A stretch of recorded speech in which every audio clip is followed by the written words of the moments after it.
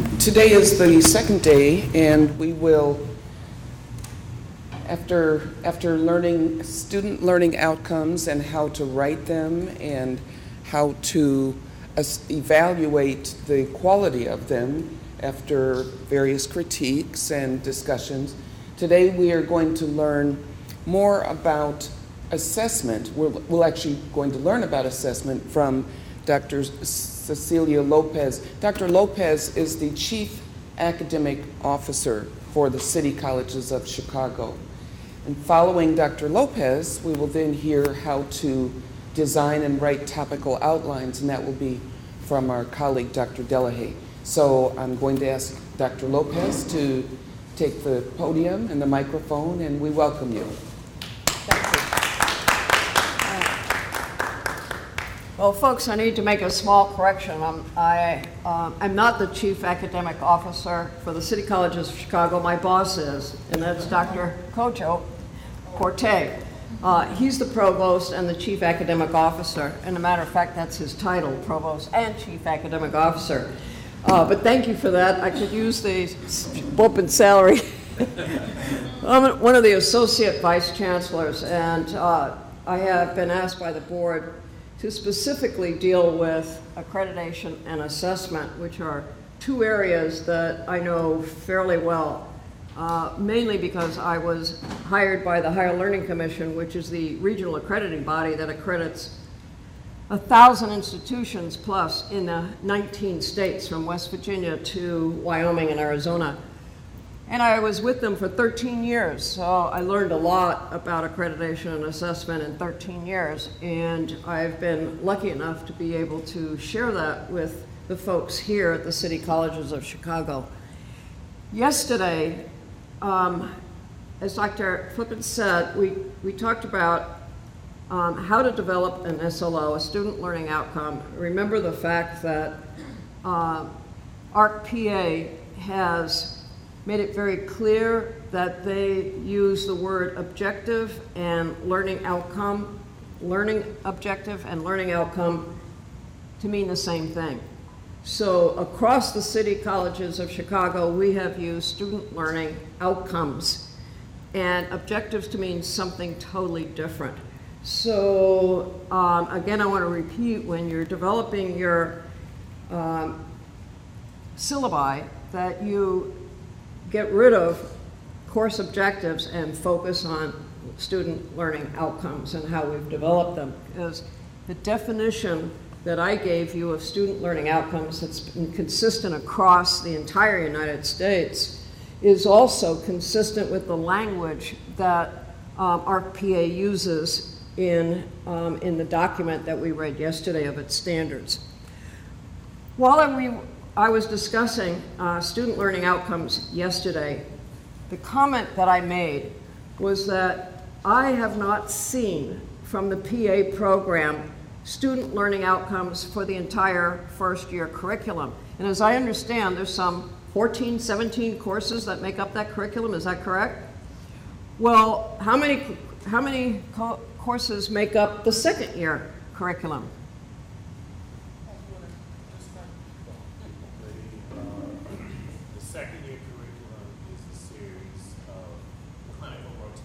Right, it's clinical rotations. One rotation per month. And how many rotations does a student is required to take? There's 11 rotations. 11? One elective. One elective. Okay. 213. Yeah. So you got about 13 courses on one end and 11 rotations on the other, give or take. Well, what this means is that I have not seen, which doesn't mean it doesn't exist, but what I ask you to think about is that your PA program does not have learning outcomes for the first year that are distinct from learning outcomes for the second year.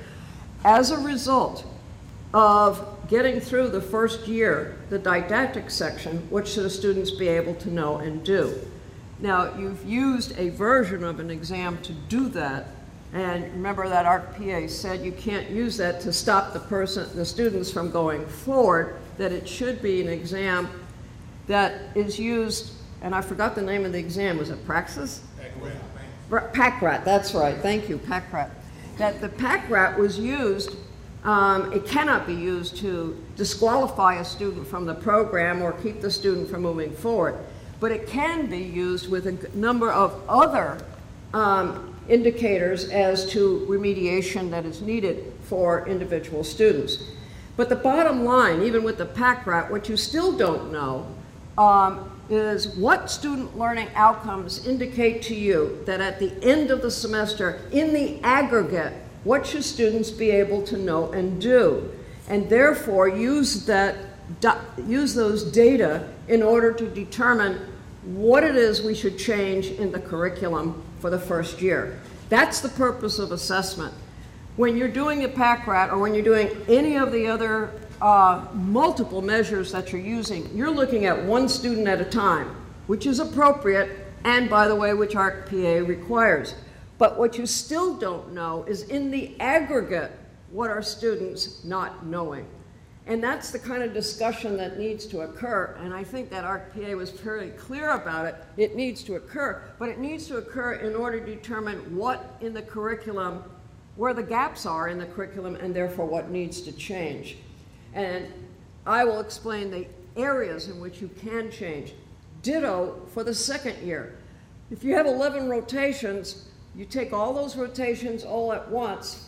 In the aggregate, what should your students be able to perform? Now, here's definitely the psychomotor domain, but it also is the cognitive domain. What should a student be able to know and do? And by the way, I would suggest, given the ARC-PA's emphasis on that we lacked various areas that fall under professionalism, the question then is also in the value and effective domains, what students should be able to know and do in the aggregate. So what I'm suggesting to you is when you take those two, SLOs for the first year, SLOs for the second year. Now, I'm not talking course by course. We're doing course by course right now. But because you're doing course by now, you should be able at some point to move that up to the next level and say, at the first year, what should they know and be able to do? In the second year, what should they be able to know and do? And then the next step is at the programmatic level. So there's 3 steps: at the course level, at the first year and second year level, and at the programmatic level, which is the entire first and second year program. Once you know what a student should be able to know and do across the program, you're in a much better position to be able to determine what across the curriculum needs to change. It also is an opportunity for you to know, as faculty, what it is you're doing well and can congratulate yourself that you're doing well. So what I've been asked to do now is to focus on how you can, first of all, what assessment is. I'm making the assumption that nobody in this room was born knowing what assessment is, and therefore, especially at the aggregate level, most faculty who have taught for any length of time have a pretty good idea what it means in terms of grades. I'm not talking about grades. I'm talking about assessment in the aggregate. So here's a conceptual framework that I want to first suggest. I alluded to this yesterday, is that in any thinking about assessment, you first have to define your terms. And there are just a lot of terms that are being used in this field. And the question then is whether it's for students. Consider students, you do get students who have been working in allied fields, whether as a phlebotomist or as a surge tech or something like that. But you cannot assume that they know all the terms that you use, let alone assessment terms. So you want to define your terms of whatever you're going to use when you start developing an assessment program that looks at your first year and then looks at your second year, the SLOs for your second year and your first year, and then for the entire program. The next thing you do is what we've just suggested. Once you define your terms and you're sure everybody's on the same page, and by the way, the reason for that is if people have varying ideas of what terms we are each using, you're going to talk like this at each other. you're not going to comprehend each other because you're not using the same language. So be sure that everyone is on the same page. Once you've done that, then you can construct the SLOs for the first year, the SLOs for the second year. And I would suggest you don't do that until you have first made sure that the SLOs in every single one of the 13 courses, or however many courses of the first year, are solid, that they are specific, they are focused, and they are measurable. That when you look at it, you can say to yourself, I know how a student can demonstrate this competency or this skill. Because if you can't articulate it, which is what we were trying to do yesterday, there's a real problem. It means that your SLO is either too general or it's not getting at what you're trying to do. You have an idea of what you're trying to do, but the student wouldn't know it because you can't even articulate it. So you have to first do it at the course level, then we can do it at the first year, second year, and then at the programmatic level. Once you develop those SLOs, or as you're developing, just as you've done, I saw a course grid that you had done of competencies in which you had put, these are the competencies and these are the courses that address those competencies. That's very good. Now you need to do that for SLOs, so that you look at SLOs in the first year, SLO in the second year, not just the competencies. Remember, the competencies are embedded in those SLOs. The competencies are embedded in the instruction that goes on in those courses. So the question then becomes, are we sure we're covering these SLOs? And by covering, this is key. What do we mean by that? We mean that a student receives instruction in that SLO, that a student can practice what that competency or skill is embedded in that SLO, that a student then is given an opportunity to demonstrate that competency, in other words, a test or some kind of a measure, and third, that she or he gets feedback as to the level of competency that he or she is demonstrating. So you want to be ensure that everything that you do or that you say you're doing in terms of your student learning outcomes are embedded in the curriculum. Next thing you want to do is to make sure that you design both direct and indirect measures. The thing that I have noticed that is a real plus for this program is that you have plenty of direct and indirect measures. And I will explain what those are and define those for you in case you're not sure. But you do have indirect and direct measures, but they're looking at specific students.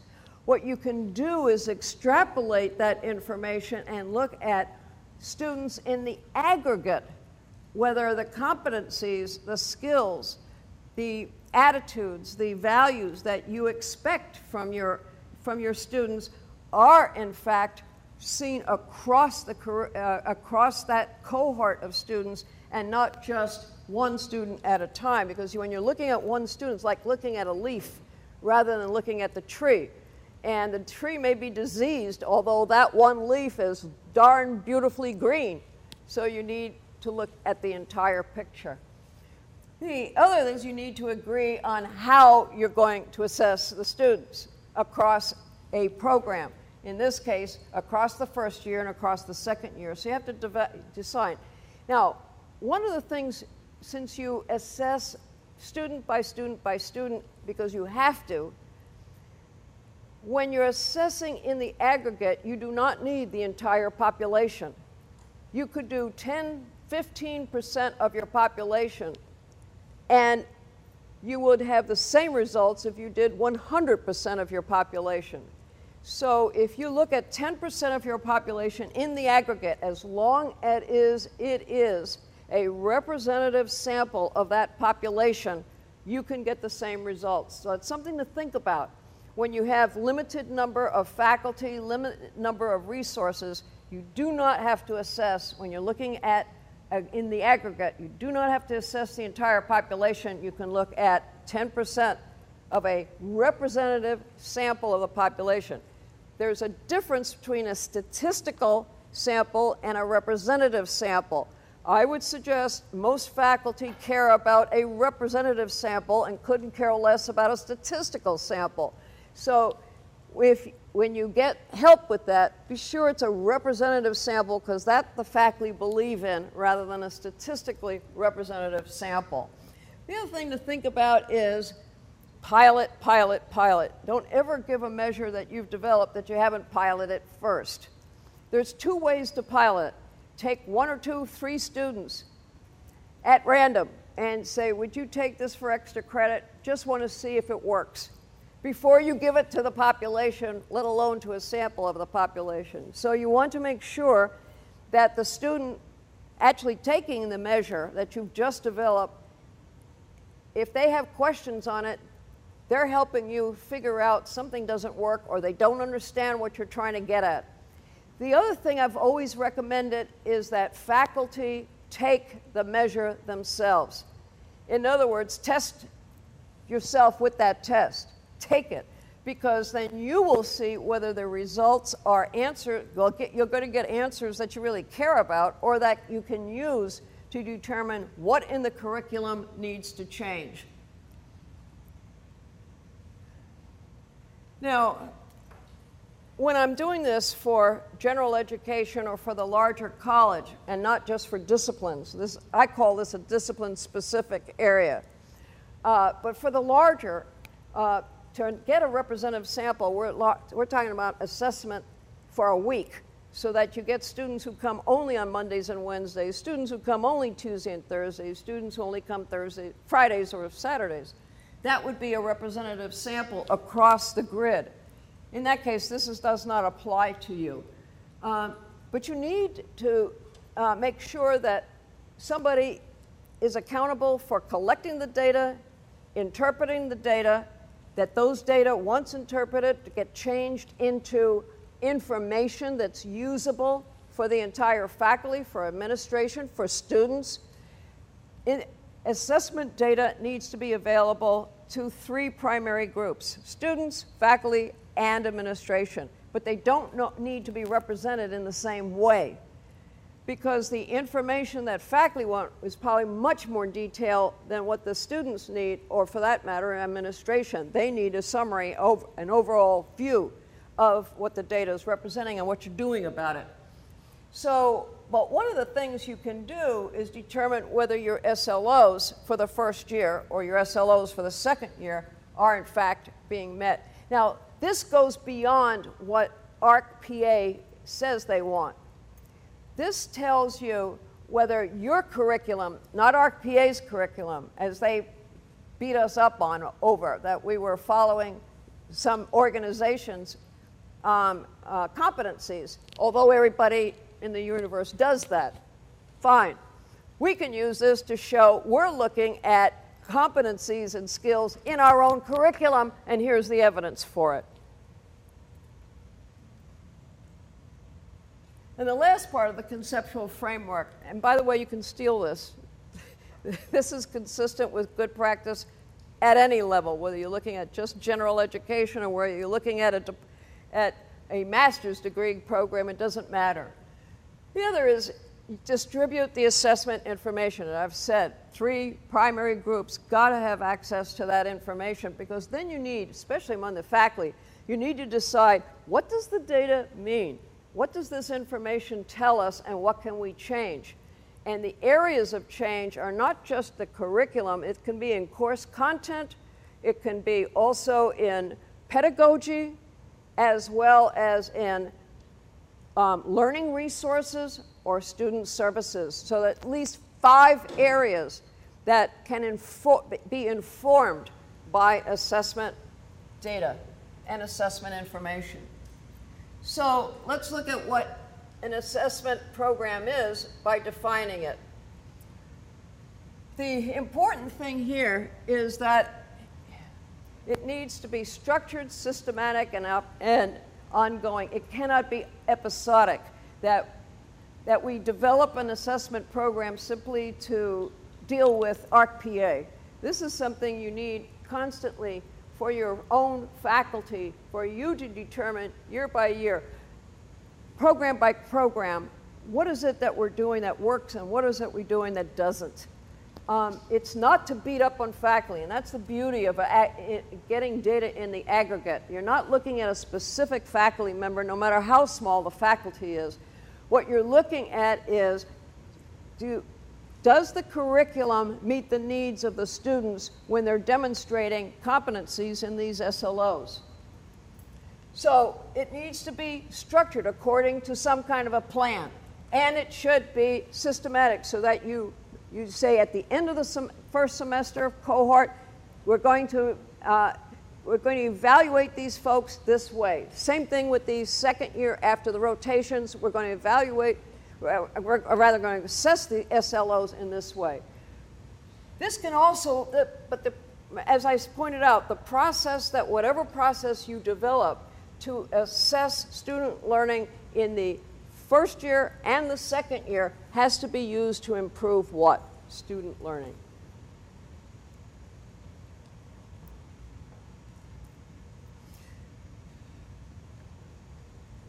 This defines assessment in a nutshell of what I've just already told you. It has to be a program that collects data in the aggregate. You're not looking at data one by one. You're already doing that and you're doing it fine. This has to do with, at the programmatic level, you have two distinct parts of your program, first and second year, and you're not assessing learning across the entire first year or across the entire second year, let alone across both of those years.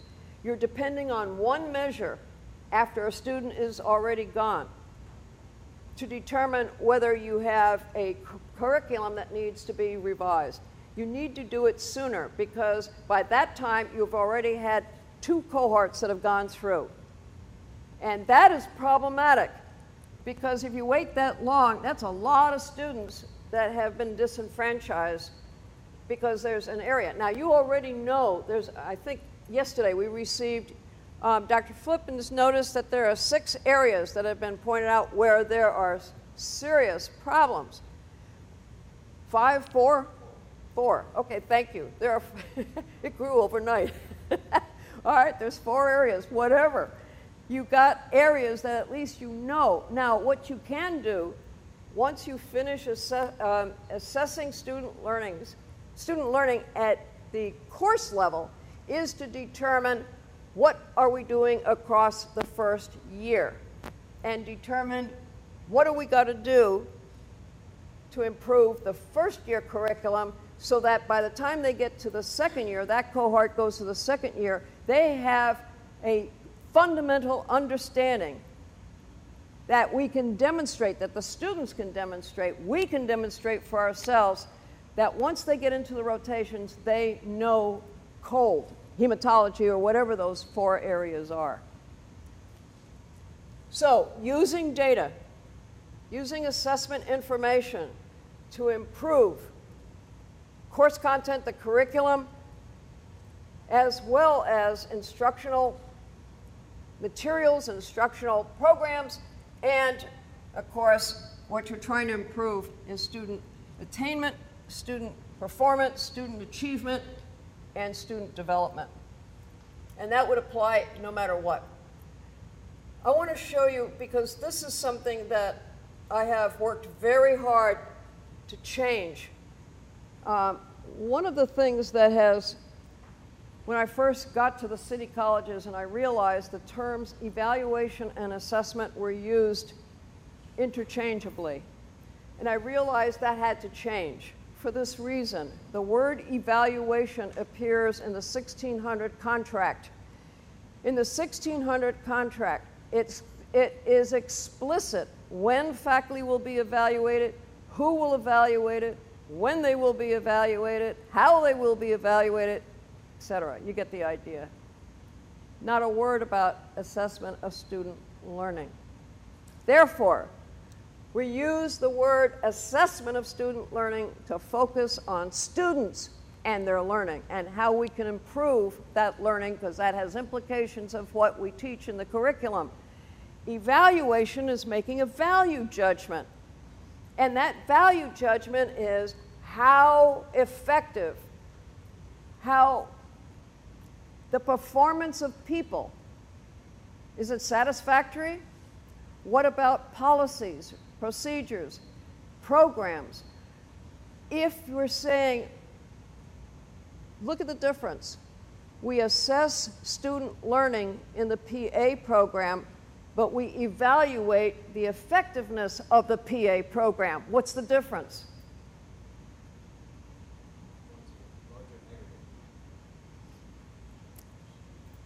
Think of it. What you're doing when you use the difference. Program review, we evaluate the effectiveness of an entire program. We're not looking at student learning. In program review, in determining the effectiveness of the PA program, do you have, and by the way, you can look at PA standards, ARC PA standards, because they make it very clear what they mean by evaluation of the effectiveness of the PA program. They call it, I think they call it institutional or programmatic effectiveness. Programmatic effectiveness is looking at, do you have enough faculty? Do you have a person in key positions, like the program director or the medical director? Do you have as the faculty engage in specific activities? Those are programmatic issues. Therefore, you're evaluating the effectiveness of your program. Has nothing to do with how effective the students are. That's assessment of student learning. And that's the difference between the two. Try to get that difference in your head, because it really helps when you use the word assessment only to mean student learning in the aggregate, while evaluation means program review or evaluation of how effective are the policies that we have developed for determining who should be allowed to enter into the PA program. That's a policy decision. That policy decision needs to be evaluated. You're doing it right now. You're determining we need to make sure that the policy states that we only accept students at the who already have a baccalaureate degree. Why? Because we need to get them into a master's degree program. So you're evaluating the effectiveness of that policy decision. That's evaluation. It has nothing to do with the effectiveness of your students in terms of the aggregate, whether in the aggregate students show competencies or can demonstrate competencies or skills or the attitudes or values that you care about or behaviors in terms of the student learning outcomes that you have developed. So anytime you render a judgment about any of these things, you're evaluating. But when you're assessing student learning, anytime it has to do with determining how effectively are students learning, that's another matter. Then you're assessing learning in the aggregate. If you're assessing students on an individual basis, that's what? Grades. And that's the difference between grades and assessment in the aggregate. Grades are one faculty member with 20 students in a class in which the purpose is to grade students on a one-by-one basis. Those are grades. That's not what we're talking about in terms of assessment when you're looking at in the aggregate, how are students performing across the first year curriculum? Very different. Okay? All right. I think we're getting there.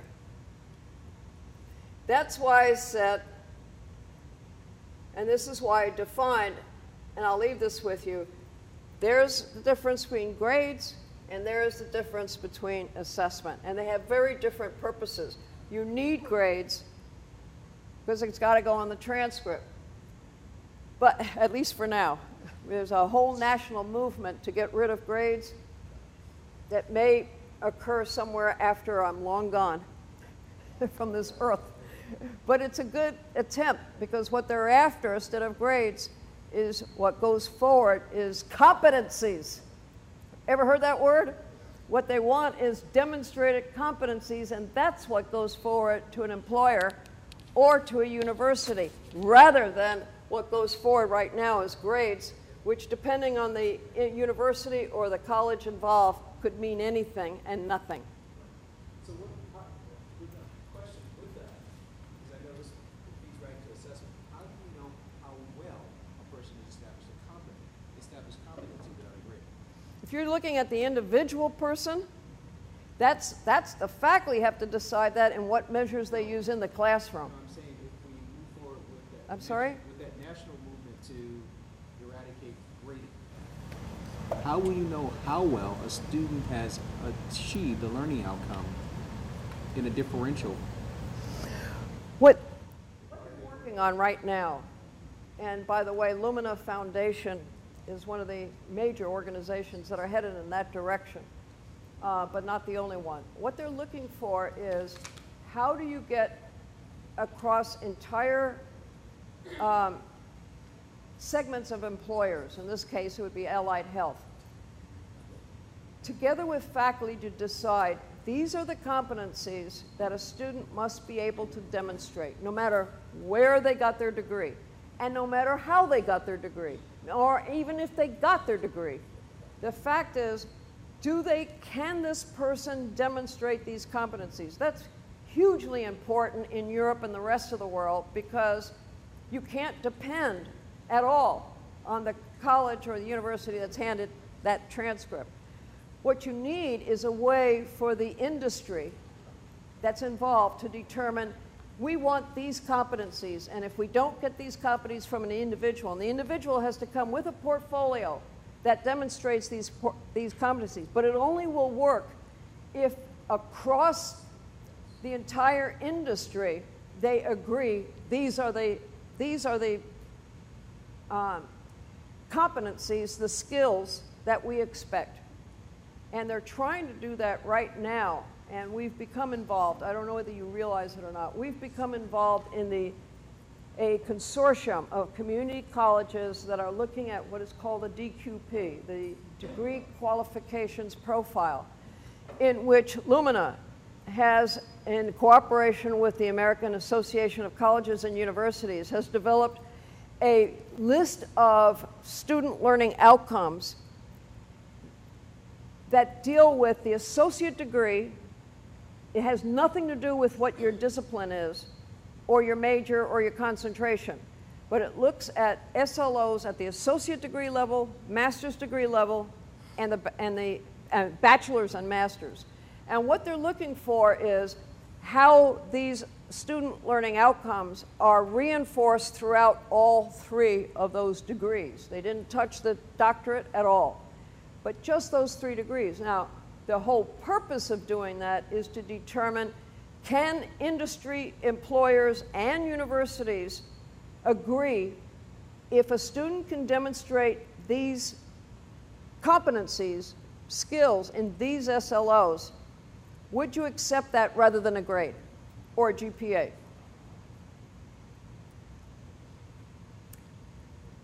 And Lumina is putting a lot of money behind that. So it's an interesting idea.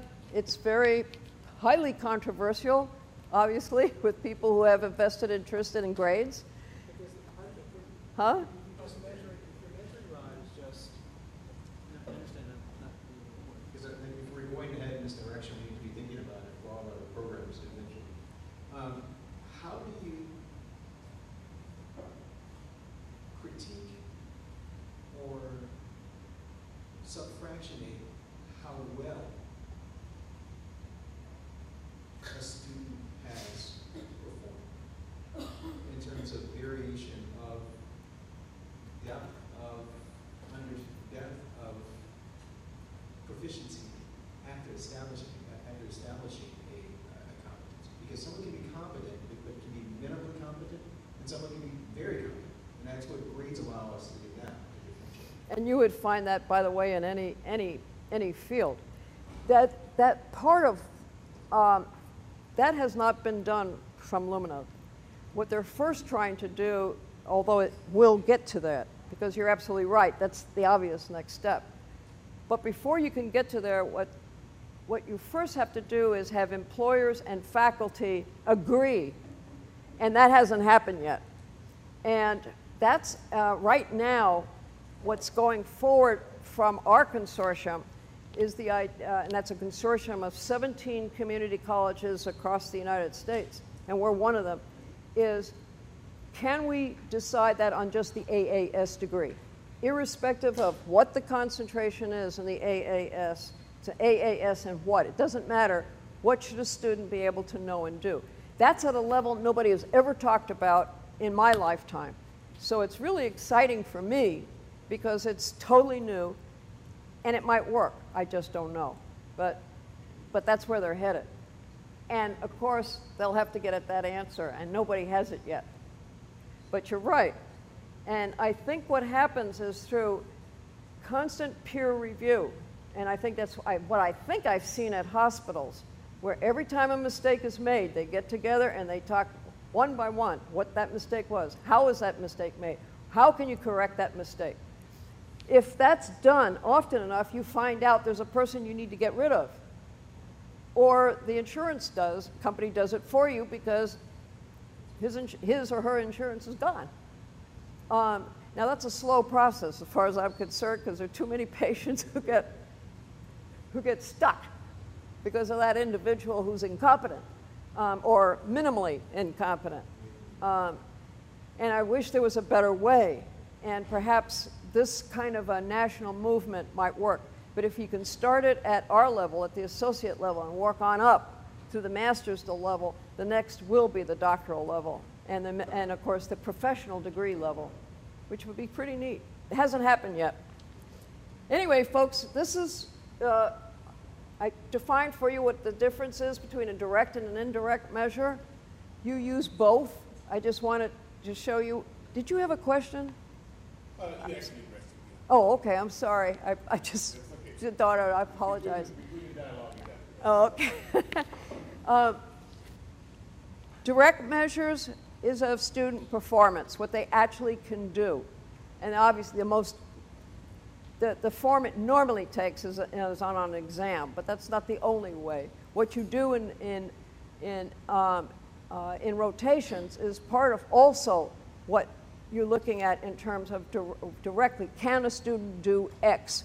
And this is why I'm suggesting that you have SLOs written out for your proctors, I forgot the word. Preceptors, thank you. So that your preceptors know what it is you expect for that student to be able to do for that particular rotation, and it may be different. I don't know, it could be the same across all rotations. There's maybe some things that are similar, but my guess is there are specific ones for specific. That's what you need to check out. And indirect measures, of course, is anything that involves a student's perception of their learning. And also the preceptor's perception of that student's learning is also an indirect measure, but it's very important, and it gives you the kind of information you absolutely need to have, because it'll help you understand gaps, not only for that particular student, but if you put them together in the aggregate, all the students who went through that rotation had the exact same problem or a similar problem. Guess what? You've got a gap, and therefore it needs to be worked on. It needs to be filled. One of the things I wanted to show you, I'm going to do it one at a time. How many of you know what classroom assessment techniques are? Okay, well, they're also called CATs, and we teach new faculty have to go through this process to find out. It's a toolkit for faculty that they can use, something like the muddiest point. At the end of 5 minutes before you end the class period, you can ask the students, what is the one thing you really got confused about? And you suddenly realize that 3/4 of the class had no idea what you were talking about in terms of this principle or that concept. That's something you need to go back over then on Tuesday when you meet with those students, or Wednesday, and clarify, because that's a lot of students who didn't get it. and it's real easy. These are techniques, strategies faculty can use, but it's not assessment in the aggregate. Again, it's the individual faculty member in an individual course working with individual students. Important, but not assessment in the aggregate. Placement testing, when you place students, as we do with the Compass, and I think as you do right away, I think you do, before students start in your program, placement testing, again, is not assessment of student learning. Its purpose is not to determine what in the curriculum needs to change because students are not meeting student learning outcomes. This is to determine whether they should be in that course or another course. Academic program review, remember I tell you, that's evaluation, it has nothing to do with assessment of student learning, but it's also important because the college expects you to, and so does ICCB, expect you to evaluate the effectiveness of the PA program. And those expectations are dictated, mandated by ICCB. However, ARC-PA also throws its weight in and shows you these are the particular areas that we're interested in terms of academic program review. Evaluation of faculty, remember what I said about that, it's in the contract and clearly spelled out, has nothing to do with assessment of student learning. Evaluation of the functional areas, you know what I mean by a functional area? The business office is a functional area. Financial aid is a functional area. Those areas, when you're dealing with the entire college or university, those are areas that also need to be evaluated in terms of their effectiveness. If a student is really angry about something that's happened in financial aid or in the business office, it's going to affect what happens in the classroom. That's why you want to know. It's not student learning, but it is important in terms of evaluating how effective the functional areas are in terms of the service that they perform. This was a term that was developed. Peter Ewell knows more about assessment of student learning at the national level than anyone I know. And he's a national expert on student learning and has done an awful lot in terms of,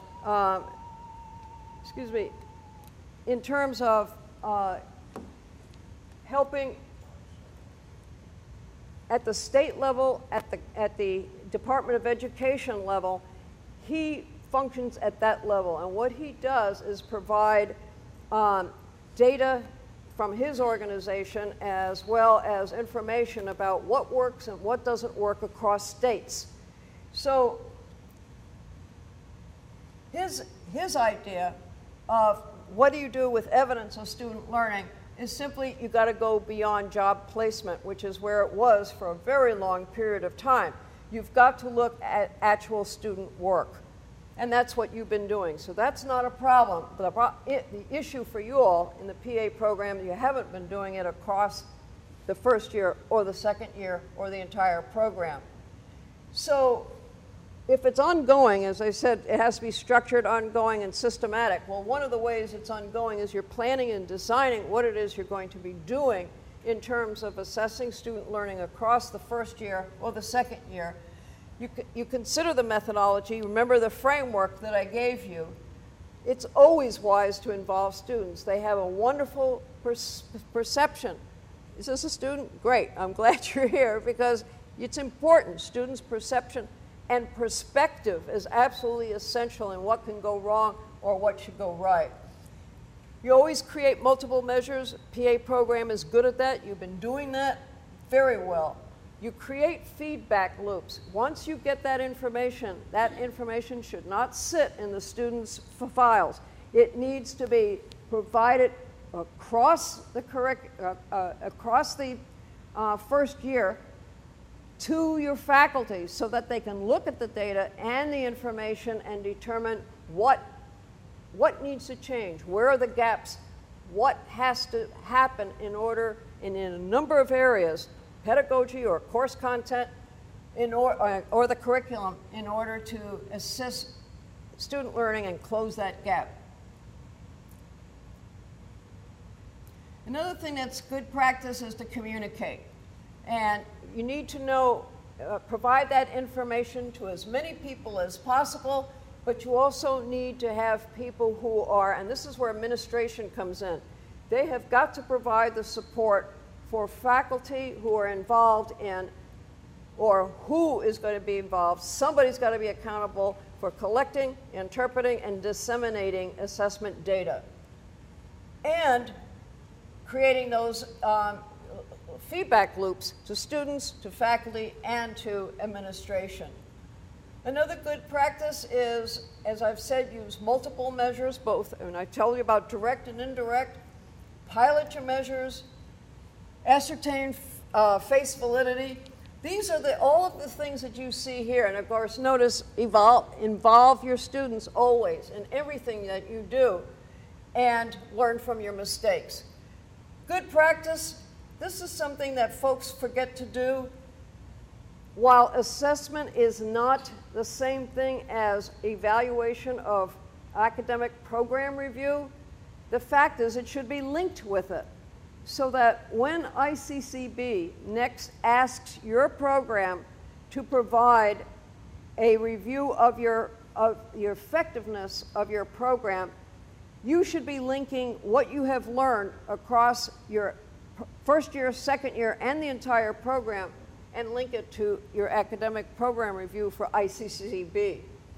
It should also be linked to your planning and budgeting. You're going to create a plan and a budget that goes forward to your vice president, goes forward to your president, that goes forward to my boss, to the provost, and then to the officers of the districts.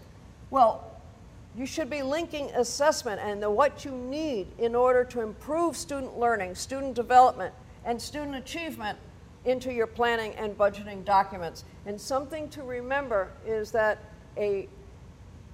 what a program values, what a college values, is in their budget. If it's not in their budget, they don't value it. So you cannot tell me that this college values assessment if it's not in your budget, that you have a line item budget for assessment. Same thing at the programmatic level. And of course, it should be used for overall institutional effectiveness, because you're one program of many that are involved in the effectiveness of the overall education that this institution provides for its students. So this is why you do assessment. It's faculty-owned, faculty-driven, and it's about what faculty care most about, and that is educating students, to making sure that students succeed, that when they get through this program, they can pass the prance, they can become the competent, really competent, not minimally competent, but truly competent people, and PA, physician's assistant, that is desperately needed out in our community. Because that's what assessment is about. Thank you, folks.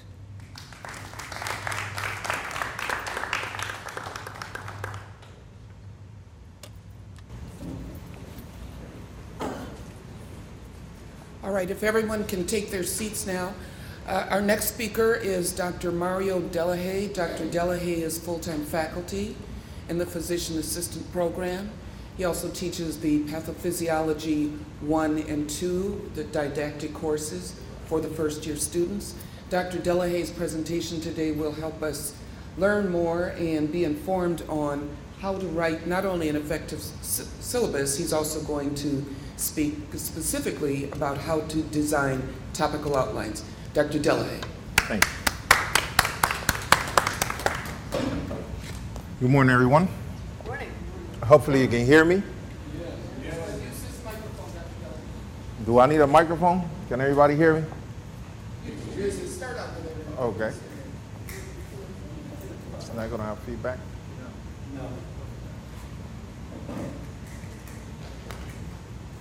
Okay.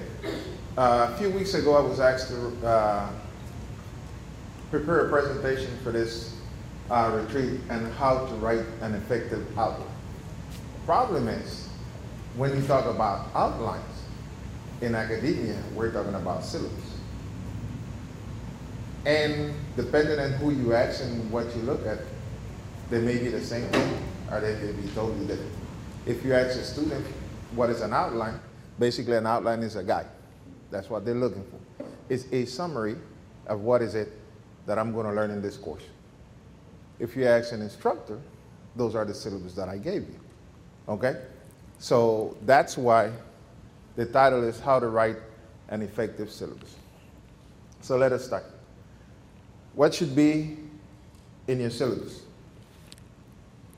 You work for Malcolm X College, you work for the PA program, the first thing that should be there is the title that the syllabus belongs to, the PA program, Malcolm X College.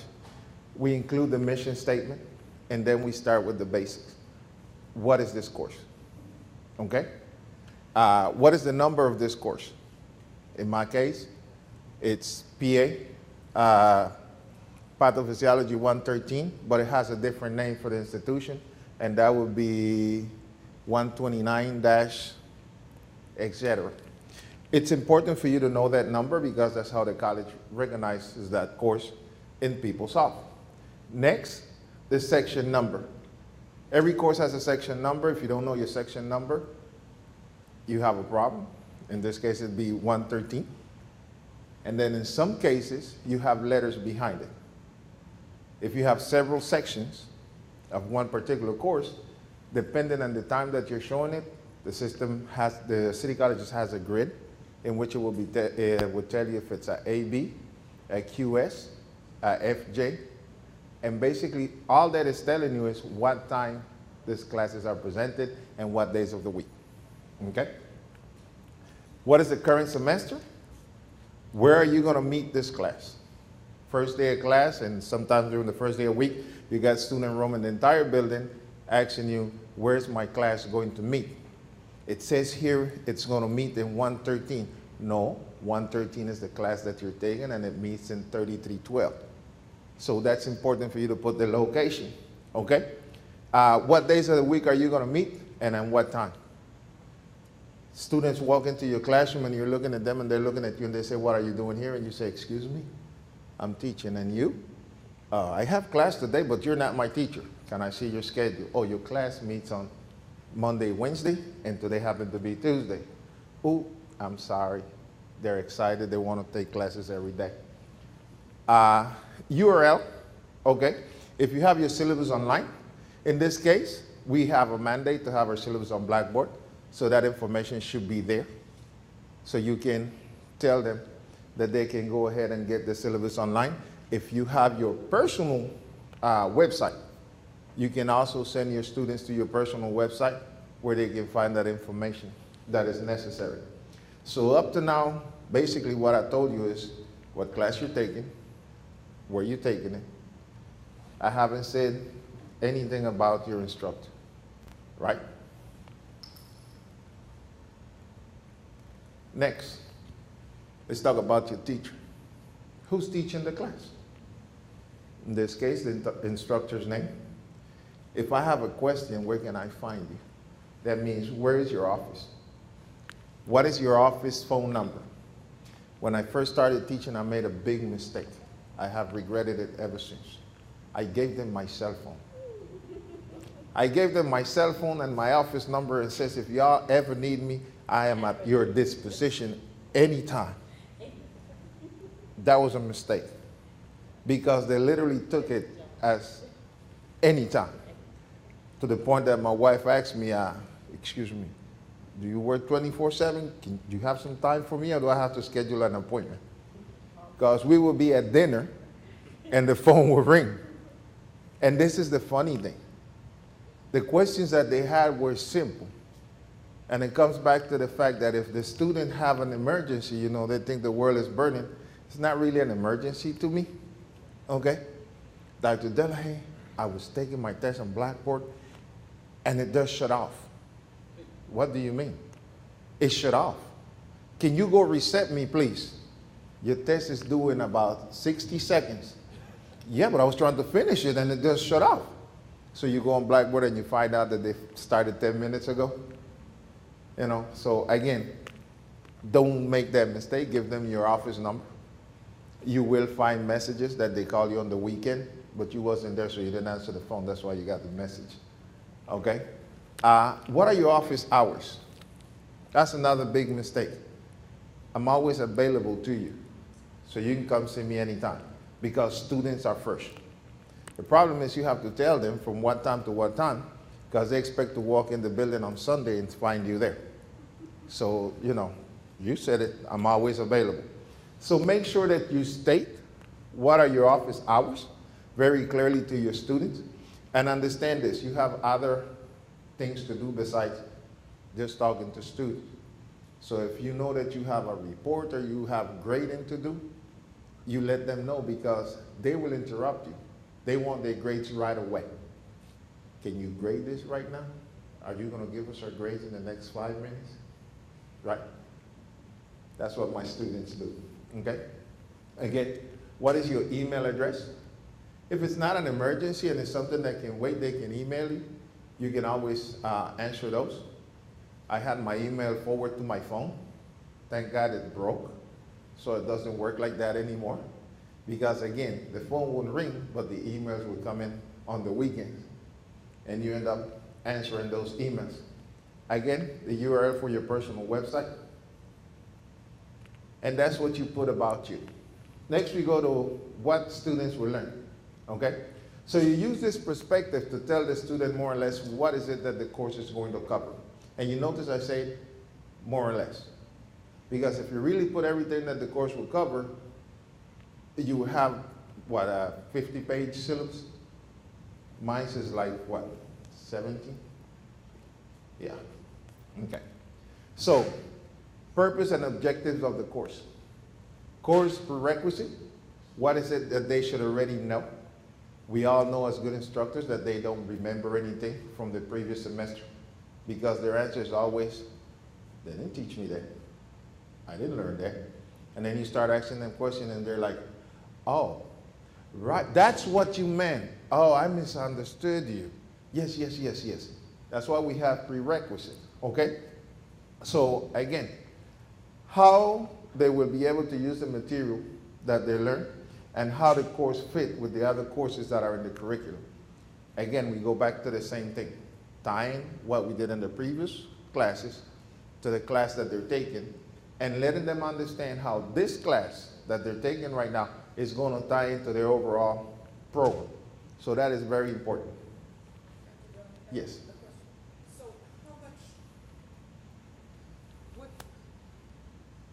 how much space, or I mean, is this when you give that description of how they'll be able to use materials and how the course fits? Is this 2 sentences? Is it a paragraph? Well, in your syllabus, how much space do you? Flip the page over to page 6, you will see an example of that. And I know that Dr. Young said, no, when I say there's no limit.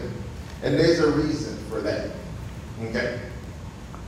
Been in contact with several colleagues from different colleges, different places. And there you go.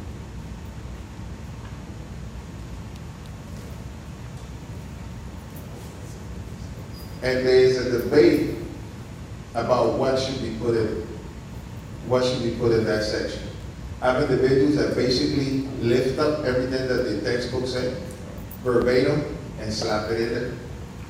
I have other individuals that would take it and pretty much make a summary and put it in there. Okay, because again, like I said, it depends on you and how deep you want to go. You don't want to make an outline too deep that it starts to confuse the students. Okay? So later on you can break down the course objectives and make them more specific for each one of the units that you will be covering. Okay? Did that answer your question? All right. So what materials are your students going to use? Number 1, you complete the citations for any textbook, any website that you're going to use, any supplemental materials that you're going to use. I am of the belief that every course should have a textbook or some sort of material to anchor that particular class. As a student, there is the best resource that you have is your textbook. We talk about different learning styles.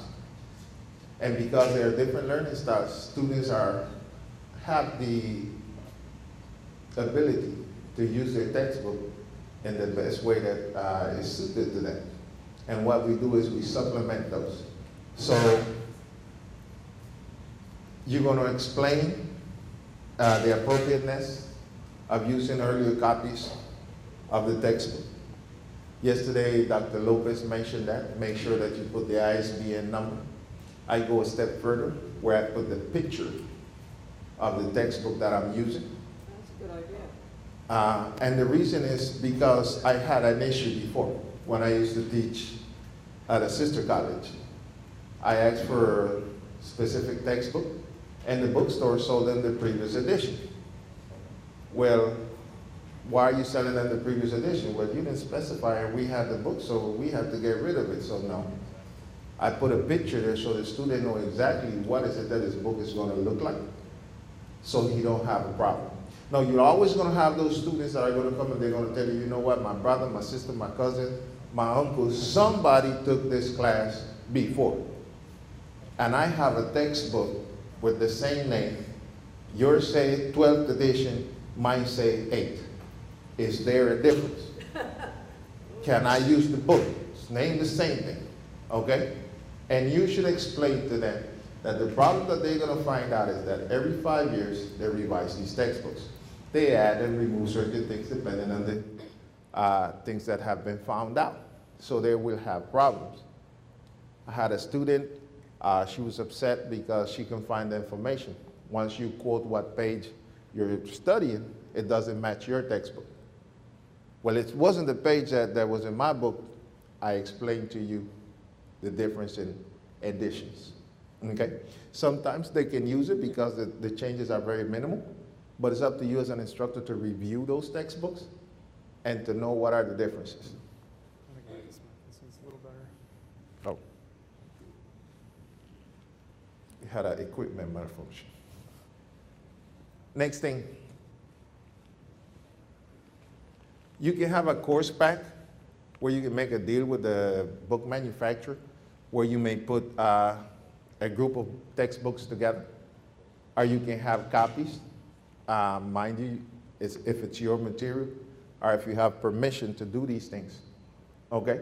If you're gonna use any type of computer program, this, manuals, all of these things need to be clearly stated at the beginning of the class so the students understand. Emails, the list of the emails, okay, of your students so you can send information to them. We don't have issues with that because we can get those out of Blackboard and PeopleSoft.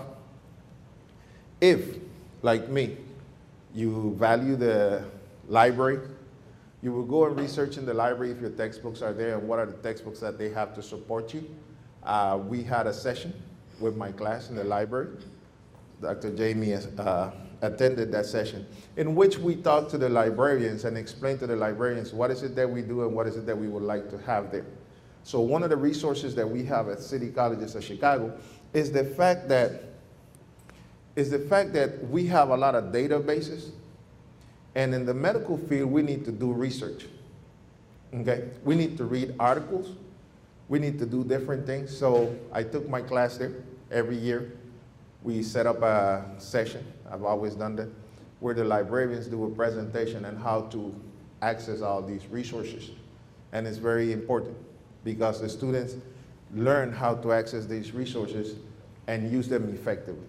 And last but not least, magazines and newspaper subscriptions, those also come in through the library. So that's important. Attendance policy. You have to put it in there, like Dr. Lopez said yesterday, these syllabus are a contract, okay? And because these syllabus are a contract, whatever you put in there is what's gonna rule what's going on in your classroom.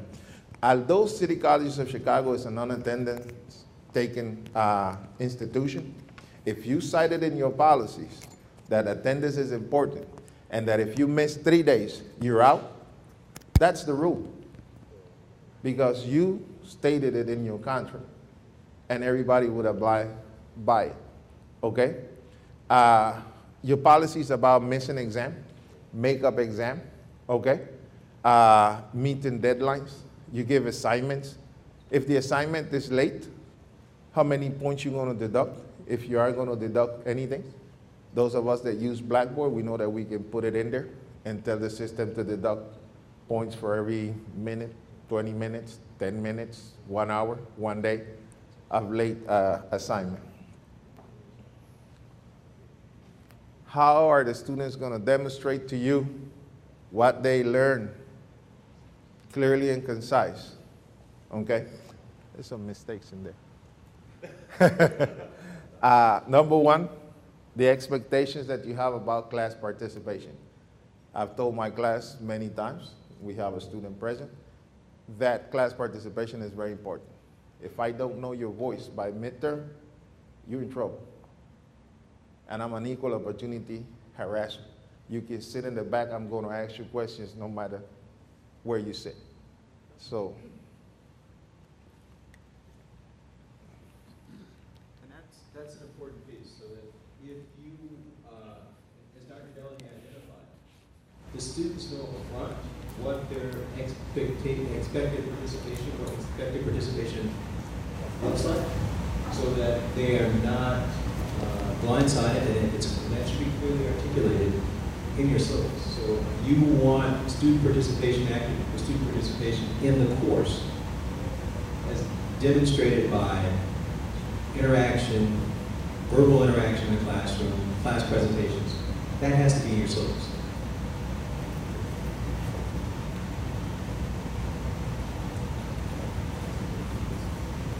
I know you guys don't have to worry about this in your classes, but I just want to mention, how do you know that students read all facets of the syllabus? Well, there's an easy way to do it. Usually, when I used to give my students their syllabus, when I was teaching under graduate, because I consider the PA program to be a graduate level class program, I used to give them a test on the syllabus. Okay, go pick 2, 3 things that are in the syllabus at random, and just quiz it, and you will find out. Another way to do that is, I used to give them a contract to sign, and that contract stated that I read the syllabus. So that's how I was taught that. I don't think that's something that we have to cover, because if I turn it back and say, I don't know how many union employees have actually read the union contract when they got hired. So, but they accepted the position. Right. Or if we have a credit card, how many people actually read their whole entire credit card policy, except the credit card? Or when the students enroll in CCC and pay their tuition, most of them haven't read the entire academic policy, but we allow them to enroll. So we don't need that level of verification. Just by issuance, the student receives the syllabus, and I think CCC goes a step further. The syllabus is accessible for every student enrolled on Blackboard. Correct.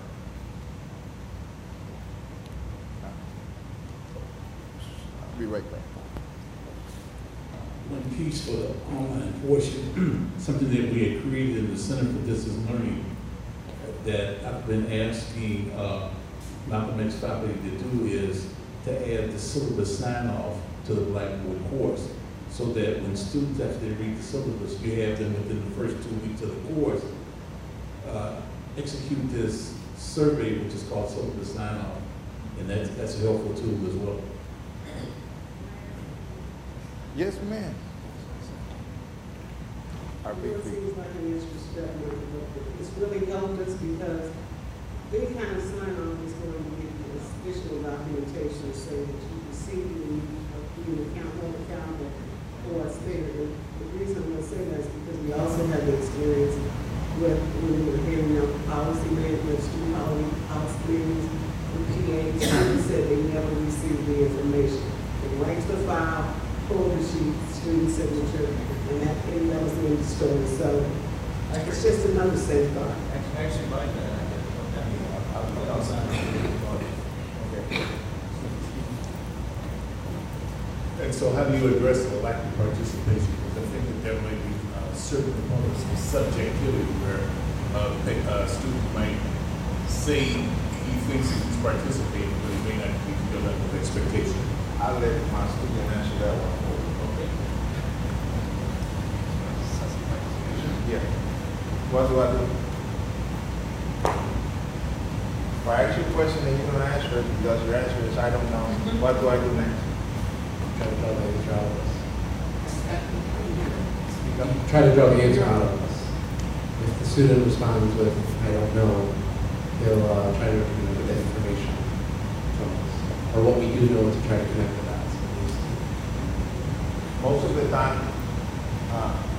when you have lack of participation, it's either one or two things. They didn't read the subject, okay? Or they don't feel confident in answering. They read it, but they don't feel confident. So, okay. I'm just questioning whether PA would be considered adopting the identity Well, that's not for me. I do that in the classroom without clicking. I agree. I think that's an important question. So basically, anytime we're going to be assessing student participation, we need to have a prescribed rubric on how we're evaluating students, or what aspects we're expecting from the student. And that can be done I understand your concern because that can be very subjective. I call on this student a lot, or I don't call on the student a lot, but we need to have a fair grading, a fair universal grading system or evaluation assessment system so that we can appropriately make sure the students have equal opportunity to participate and that we are fairly assessing student participation. You think it's fair? I know. In regards to the iClickers, I agree with you. It would be a great addition to the classroom. Oh, an iClicker is a system that you use, and basically what happens is you have questions that pop up on the board, and the students have, on clicker, a device in their hand, which they click what they believe is the correct answer. We actually do that. We don't use the iClickers, but in every lecture that I have, we have questions that pop up on the subject that we're speaking on, because we need to understand and we need to know if they're understanding the material that we're delivering to them. So you ask them questions and let them debate. They come up with the answers, and it's a good learning tool because the students start to debate in the classroom the answers. Why is it not A, or why I went with B and you pick C? Maybe it's not written correctly. That's one of the good ones that come out because I didn't understand it. So you get a lot of participation with that. And again, like I said, I'm an equal opportunity harasser, so everybody has to participate, no matter where you sit. If you sit in the corner all the way to the back, I'm still going to ask you questions because you are a part of this class. So my students, I prefer to sit in the front, right in front of me. All of these questions are important. I want us to be mindful of our schedule, that we are behind. I'm sorry. Yes. All right. So again, the nature of the exams, the availability of old exams. How exams are graded, pop quizzes if you have them, project and written assignments, the details about projects and homework assignment, details about group projects, and explanation of how grades will be determined for the particular projects. So when you come to determine grades, again, if they're weighted, if they're not, exception and borderline cases, consideration of improvement if it is appropriate, day-by-day listing of the course session, topics and goals for each session, assignment readings for each session, and due dates for assignments, and exam dates. All of these things need to be informed to your students in order for them to be able to be successful. Consider these other items. You have a policy about spelling and grammar error. Why is it pacemakers instead of pacemaker? Okay, policy about academic dishonesty. Explain the requirements for using computers. background information about yourself, if you want, as much as you want to share with your students. Your policy about students coming to class in inclement weather, a request for students to turn off their phones and pagers. One of the things that I find interesting is my class have a policy, which they call me on, is every time your phone rings, they charge you $5. So last summer, while I was teaching, I was also working on getting some textbooks or whatever, so, you know, information would come in which pertains them. They charged me $15. Yeah, I remember. And I did pay it. Okay? Be personal. Use personal pronoun. Be positive. Not threatening or scolding. Avoid bold faces, underscoring and exclamation marks. Make the syllabus visually attractive. Eliminate all spelling and grammatical errors. Define the objective of the curriculum. Define the topical areas of debate, study and examination. State the purpose of the course, defined by the academic relevance and merit of the course within the larger framework of the program and the college. Okay?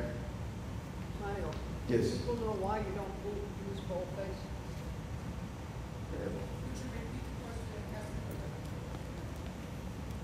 Do folks understand why you do not use boldface? That's like screaming at a student. You want to avoid that. Okay.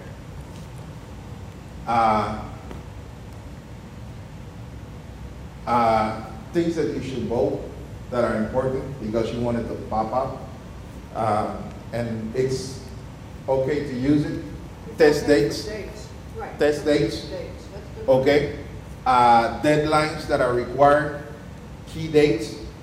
If you look at the example that I gave in the syllabus, and I know it has a lot of errors because that was before we did this workshop. But like the days that the school is going to be closed, not only are bolded, but they're in a different color, so it grabs their attention right away. The dates that exams are due, we usually bold those, okay? And any type of information that is very important and pertinent to the students, midterm, final exam, the date for your presentation, okay? Again, we went through this. State the policies on plagiarism, and sometimes you have to go through this a little bit more in depth because students do not understand that if they prepare a presentation or a paper for Dr. Wong's class and they decided that they're going to recycle it and present it for my class, that is plagiarism. They're plagiarizing their own work and they don't understand it. Well, it's mine. I made it, but you made it for a different class. So this is a point that needs to be clarified, okay? And what is the policy? There's no tolerance for that, okay? Oh, I'm missing one. Is that clearly spelled out as No, there's a mistake on your page, but it's cleared up over here. No, yes, it is in the student handbook. But I'm saying a student citing their own work.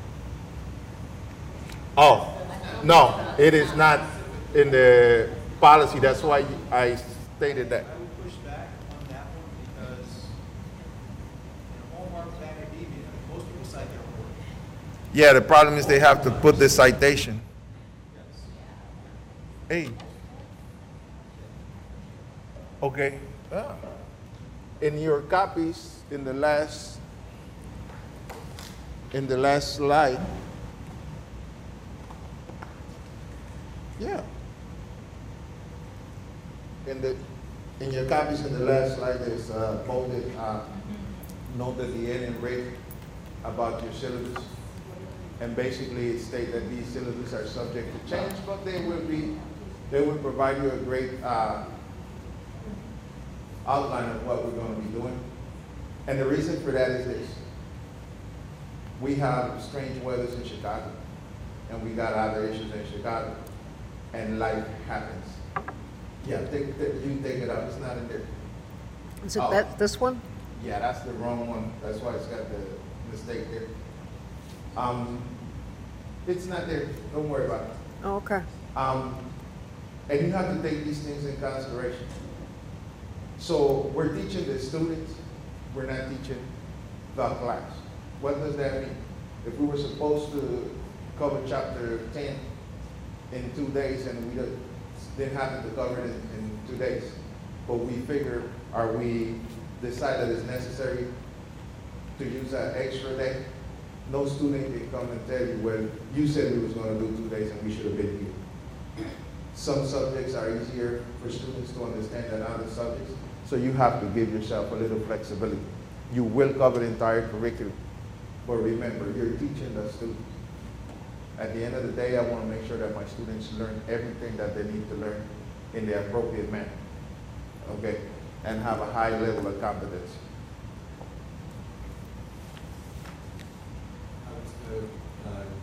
I would recommend that the language will be changed a little bit in terms of the course plan. Of course, there's a difference between a syllabus, and I always like to tell instructors there's a difference between syllabus and the course plan. Correct. The syllabus should not change, ever. The course plan, which is at the instructor's liberty in terms of the topics that they're going to teach and the days they're going to teach those topics, it can be subject to change depending on topics to be covered, change in schedule, whether the school is closed down, etc. But the syllabus, the competencies, because that's what the syllabus is setting up, the core competencies that the student is required to achieve, or the student learning outcomes, which are identified in the syllabus, Why is this don't the old change. one? They don't vary. These are something that should be predetermined by the faculty. So that That's they are- absolutely correct. I want to emphasize that because the first sentence, Madigan, I don't think you meant it, but the first sentence, the way it's stated, would suggest that anything, what it suggests is that anything in this syllabus can change at any point in the course, and you don't want to make that kind of statement. Because what it essentially does is negate this as a contract, Okay. okay? All right, accepted. The reason I put that in there is because one time I had a student, and the student decided to go and complain because in his mind, we should have been in a specific chapter, okay? It just so happened that he hadn't been to class in a couple of weeks, you know, so it was like, and that was the suggestion that I had, but yes, we can change Well, that's that why- language. That's why you need to be specific, as Dr.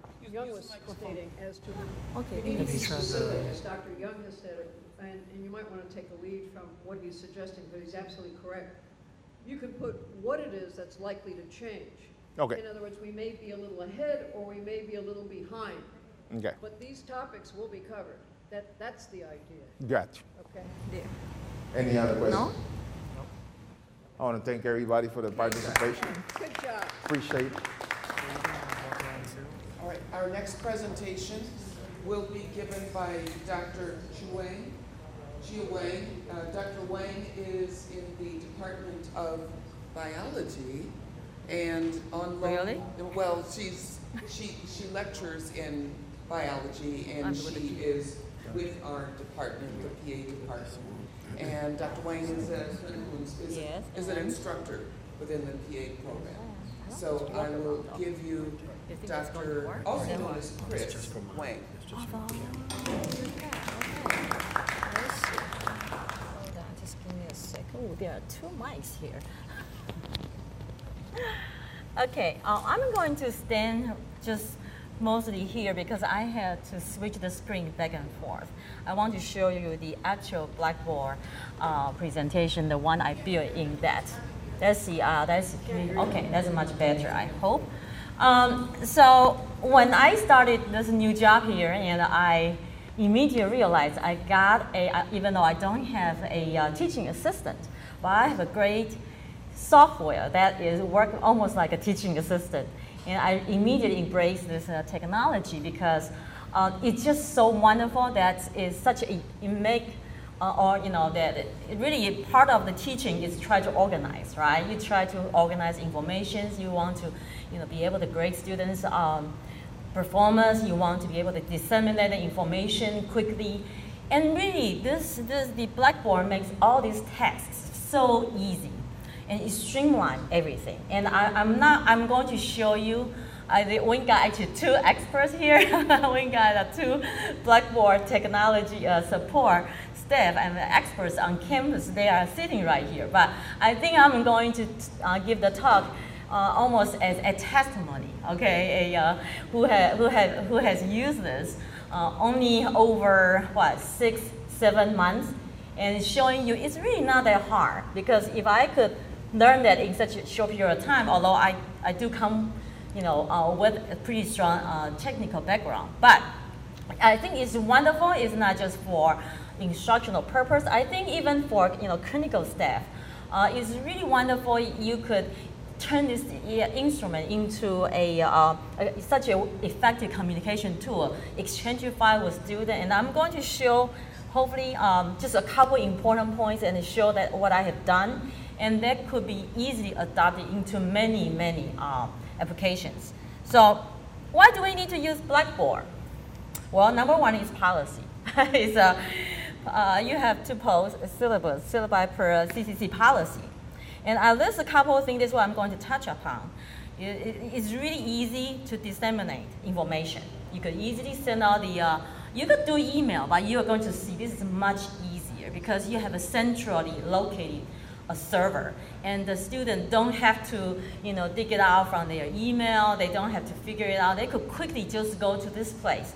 Anywhere in the world, they could have a web browser. They could log in, and they could download the information. They could read the information.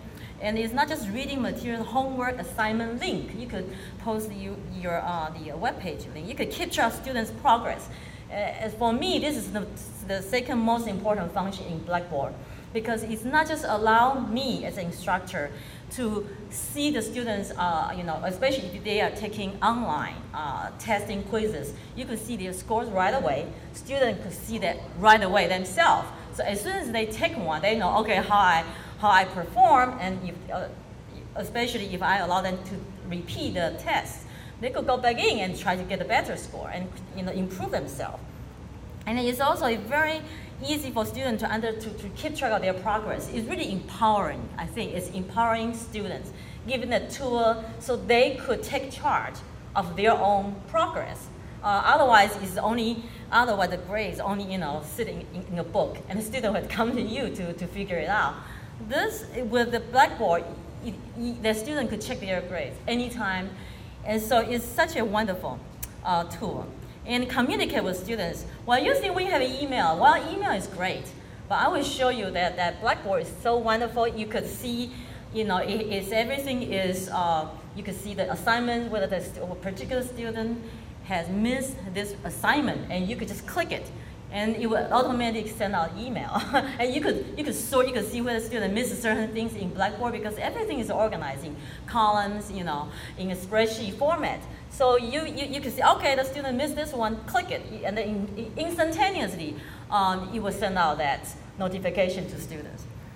And the second part, that this function gets a little bit involved. That is not just one-way communication. You also be able to receive information. You know, students be able to upload their file, and that's I sort of go. It's more complex as we go toward the bottom of the list. It gets a little more involved, and you could administer online testing, quizzes, survey, and so they could practice. This one I really like. I have a huge test bank. I actually enter it myself, so this is on my test bank. It's not publisher's test bank to some extent. After that student has taken that, yes. I had made a suggestion.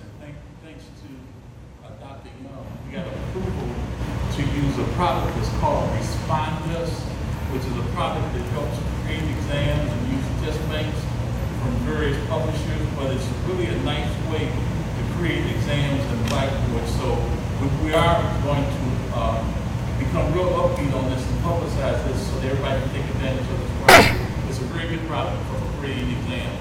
Right, I would definitely like to be, you know, pilot user, because I'm also very interested in that area. And we'll talk about it when we get to the, you know, administering online tests, quizzes, all the stuff. But I want to also emphasize practice test taking skills, because once you have already entered those test banks, after students have taken those quizzes and their grades are already in, I just open it up. So students could go back in and retake those tests over and over because I also have in-class summative exam. So by the time it's a summative exam, they have to sit in the class, take paper and pencil, and but then part of it probably will be from the test banks. This would allow them to really, take their time to really understand the question, and they could use that as a study guide as well. So I think that would be really helpful to students over the long run, because test taking skill, is something that you sometimes have to learn. Some students really take forever. That's why I learned really quickly when sitting in the class. Just be able to go through reading the questions takes forever, and so this is actually allow them. This online function allow them to be able to do that. Facilitate teamwork and open discussion. This is also very important. We talk about how do you make sure students' participation. I actually opened up discussion groups. So students are forced. They have to actually join in the discussion. They have to document their discussions, and their discussions will be and are actually graded. So it's kind of a lot of work because you have magic at 25 times 25. You can imagine how many threads I have to read. But I read through them. I gave them the rubric of how you are supposed to give your teammate, your fellow students feedback, and I actually read through them, grade them, because they have the document. I will show all the components let's see. Okay, so I show you the policy. This is the actual document.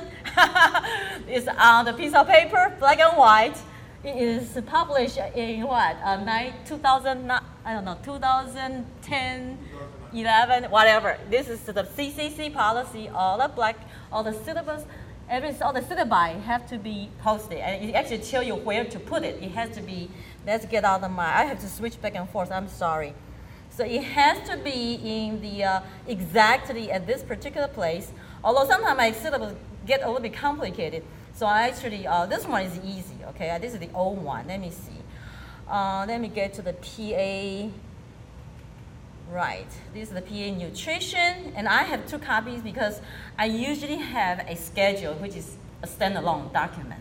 Okay, so I just show you quickly what these look like. For example, the PA, I have 2. One is the schedule alone. So I listed all the dates, every single day of each topic, what we are going to talk about, and we actually contents.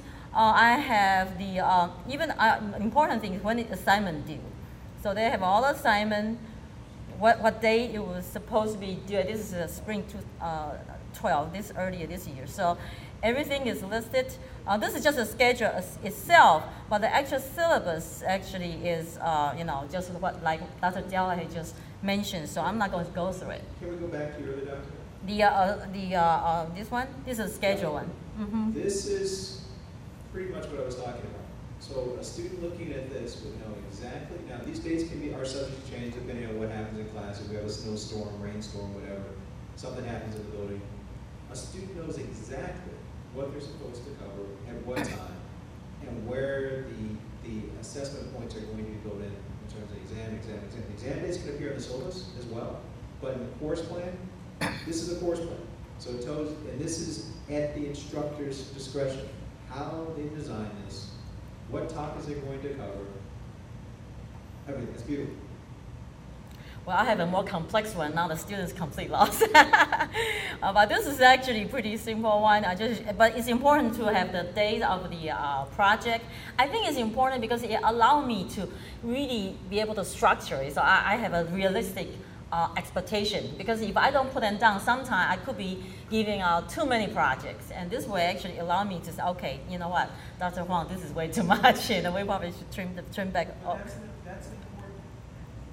Right. So let's just move on. So I think that's important. I think this is why we're having this session, because when you talk about programmatic evaluation, the instructor should be able to tell a program director in their one-on-one meetings, hey, I incorporated too much information in this one course. I overloaded this course with too much information. The one, we should break it out into 2 courses. We should shift something to special topic sessions.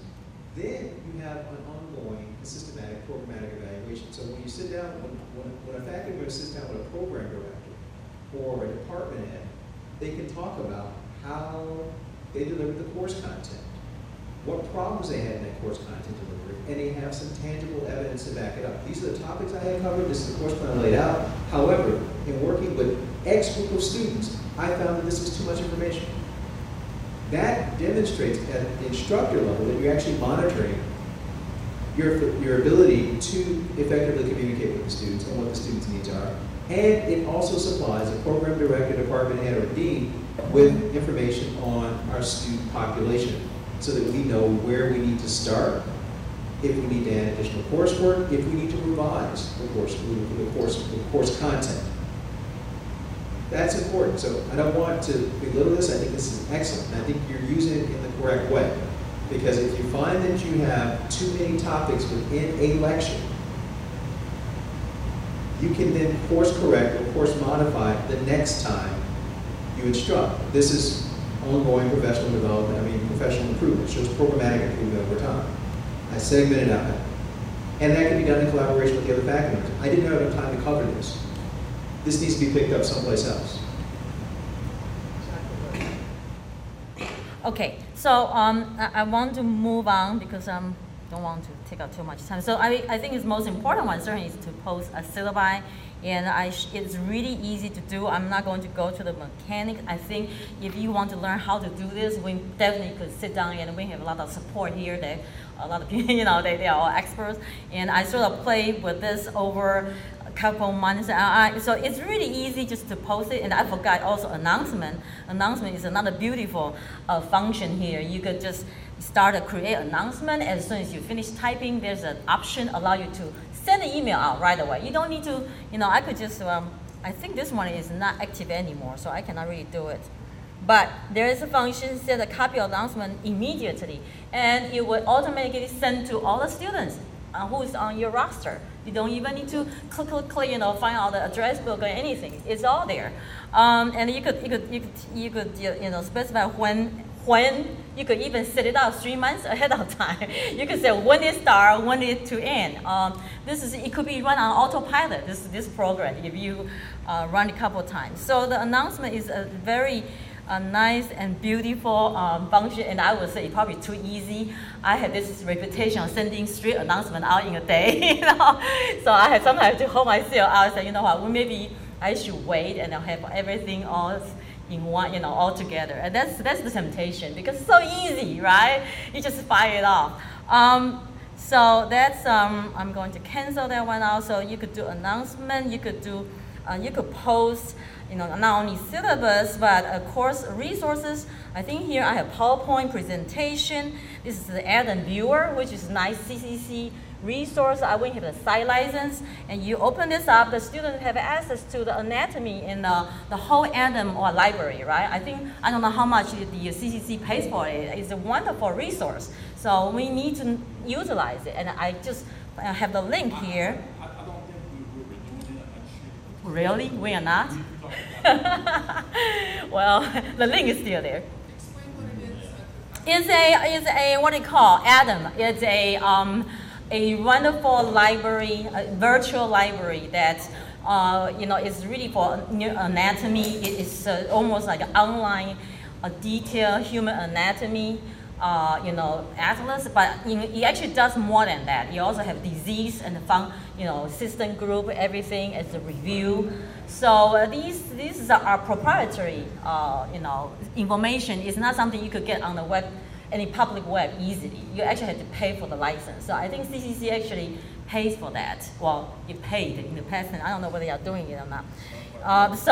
But that's a wonderful link. I used to, I post it on every class I taught because I think it's very useful. Like the one I was teaching, the independent study, I actually have a human subject in research, and this is really cute because that actually allowed the student, I take a student to the NIH office of extramural research, and they could actually take the online course. They have to get a certificate out of this. So these are all the link, external link, and then a lot of faculty do YouTube.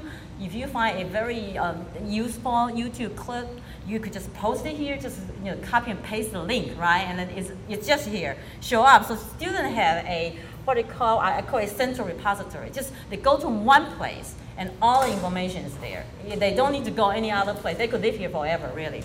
By the way, speaking of the email, I have a different approach. Just my experience, because most students really don't have the habit of accessing their CCC email account, especially in the biology class. I think even PA students, I found that they don't like to access their CCC account. So almost every class, when I start the first day of the class, I tell them I want to make sure, no matter how the email reach them, they need to be able to then reach them easily. So I tell them to forward their email from CCC account to their private account. Whatever email account they most likely to read, or on their smartphones. So so I don't have to worry about sending to their private email, but they will get it from their private email. That's the habit I just find it's much more important they receive the email no matter how. So if they don't read it from CCC, then yes. That is a great thing to do. Make sure, and this is one of the things I want Dr. to deal with. Don't get students personal emails.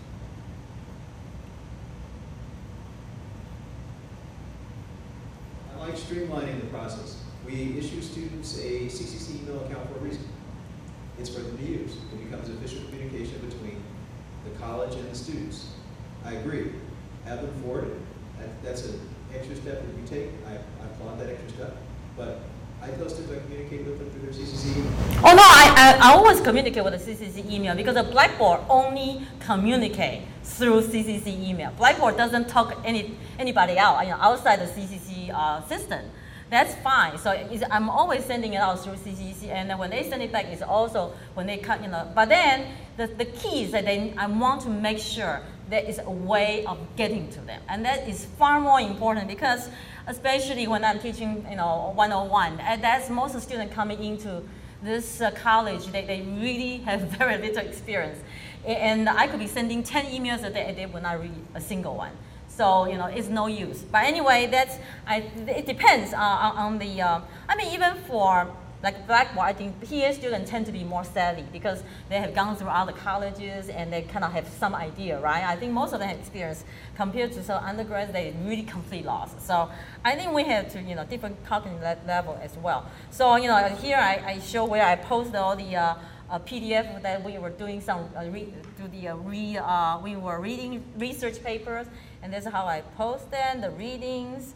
And this one, unfortunately, because the independent study, when I was teaching it was main master, and in CCC system, there's no such thing as a main master. So I couldn't have access to Blackboard.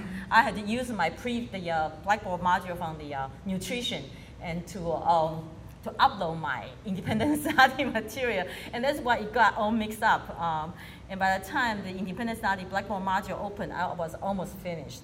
That is the minor issue, but so I'm going to go back to my PowerPoint just see where I am. So posting the syllabus. Let's see. I'm sorry, I had to switch back and forth. It's kind of confusing. So that's just how to post this. And as I said, you could also post announcements, syllabus, pictures, video, and a URL link.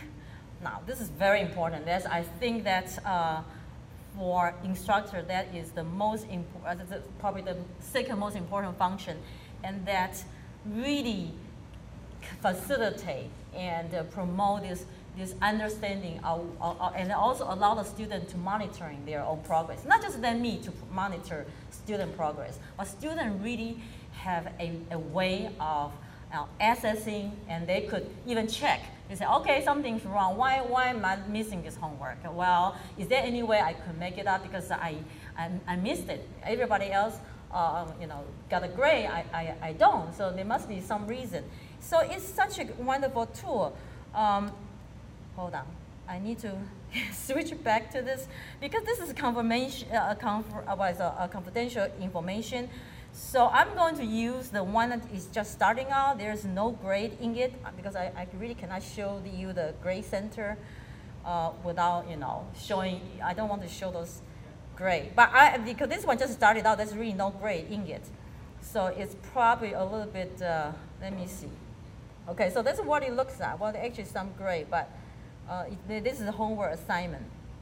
So for example, this is the biology course, and I make them, ask them to upload their report through Blackboard. And so you can see, I could see who is missing immediately, okay? I don't even need to go to email, I need to go check, I need to check mark, I don't need to do that.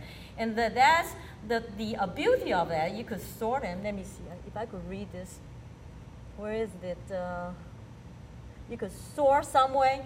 So you could see that all the students who have not submitted their report, and you could just go in and check, and there is an email function, okay? So that's, I'm not finished yet. Okay, those 4 up to here, they have not sent in their assignment. Yes? Yes, over the summer and early during the semester, we had a Blackboard workshop on the grade book, and we had several excellent presentations from experts that actually know the Blackboard grade book in and out. So we do plan, and one of the recordings, I think we even recorded it. So we do have that available and can make that available to you. We will probably offer that workshop again. And when you say we, coming out of the C2C program, we have the new distance learning lab in the library in the rear. And so we do offer workshops throughout the semester in Blackboard. And Blackboard, the grade book, how to use it is a couple of the workshops that we offer. So please take advantage of this.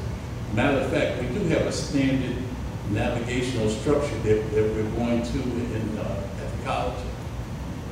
And we only actually use 8 navigational items on the left-hand side because we try to reduce the confusion for the students. I think it's some kind of rule about 5 to 7 items. People can kind of remember that. So we try to keep 5 to 7 items on the left-hand side so students can easily remember how to navigate the course. And all the courses actually look the same. So that if they take a course in biology, take one in chemistry or whatever, the navigational structure is the same. So we try to keep that consistent. And one other piece that we add to the Blackboard courses is we have a banner, and we can modify it for PA, but we have a banner also that we add to the courses so that we have our distinct branding for Malcolm X College Careers Program, PA. So I can help you with that, and I can show you that in the future. Thank you. Yeah. Right, so Dr. Yeah, okay. I'm sorry.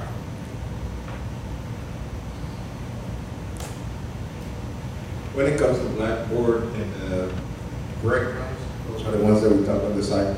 I was working with CDL in developing those breadcrumbs over at KKC. But I found out that with the new rollout of Blackboard, instead of the 8 breadcrumbs, it's 10 that need to be there because there's one that is told that the students, right. So I have 10. But it's good that you're mentioning the banner. I usually use the banner from the textbook. So as soon as they open it, because they get access to it as soon as the course is created, and I release it so they can see the textbook. One thing though, we're trying to move in this direction, and I guess I want to emphasize that to get consistency. We're trying to move in this direction, and I'll probably get pushback, but we're trying to get consistency. So when students, no matter what the program, when they see our Blackboard courses, they see the same navigational structure and layout, because it reduces what is cognitive, you guys know what that is, the cognitive overload. So that's the direction that we're moving, and hopefully you can work with me with this in the future. Thank you. So my point, I'm trying to present this from the point of view of a consumer, because I'm providing the sort of the motivation of why we should adopt this more, and we should really definitely incorporate into our, it's such a wonderful tool into our instructional technology. But I'm just saying at this level, because the gradebook is really wonderful, and there are some certain tricks how you organize it, how you present it. It took me a while to put it together the way I like it. But in all, the greatest I think the greatest advantage is that the gradebook is linked to email. So you could look at that, and then immediately figure out who you want to email to. Okay, so you could click and say, okay, they have these students have not turned in, or I could. There is another assignment that was I forgot it was due or is going to due. This is the homework. So I could do the similar. Let's see. Can I read it? It's called SOAR. Okay, so this is the only 2 students who have missed out on that particular assignment. So I know that these 2 students have not done it, and I could just talk to these 2 students, only, and I don't need to go to the email and to figure it out who that is. Yes? If they submit a write-up, can they answer using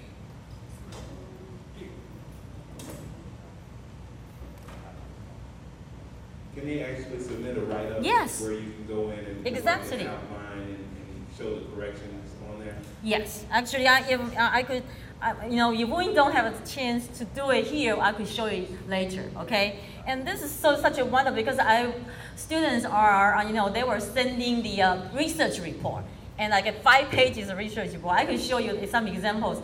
You could show them, okay, Dr. Young could talk. Then maybe I'll bring an example. I'm glad you're in have a point indicator department.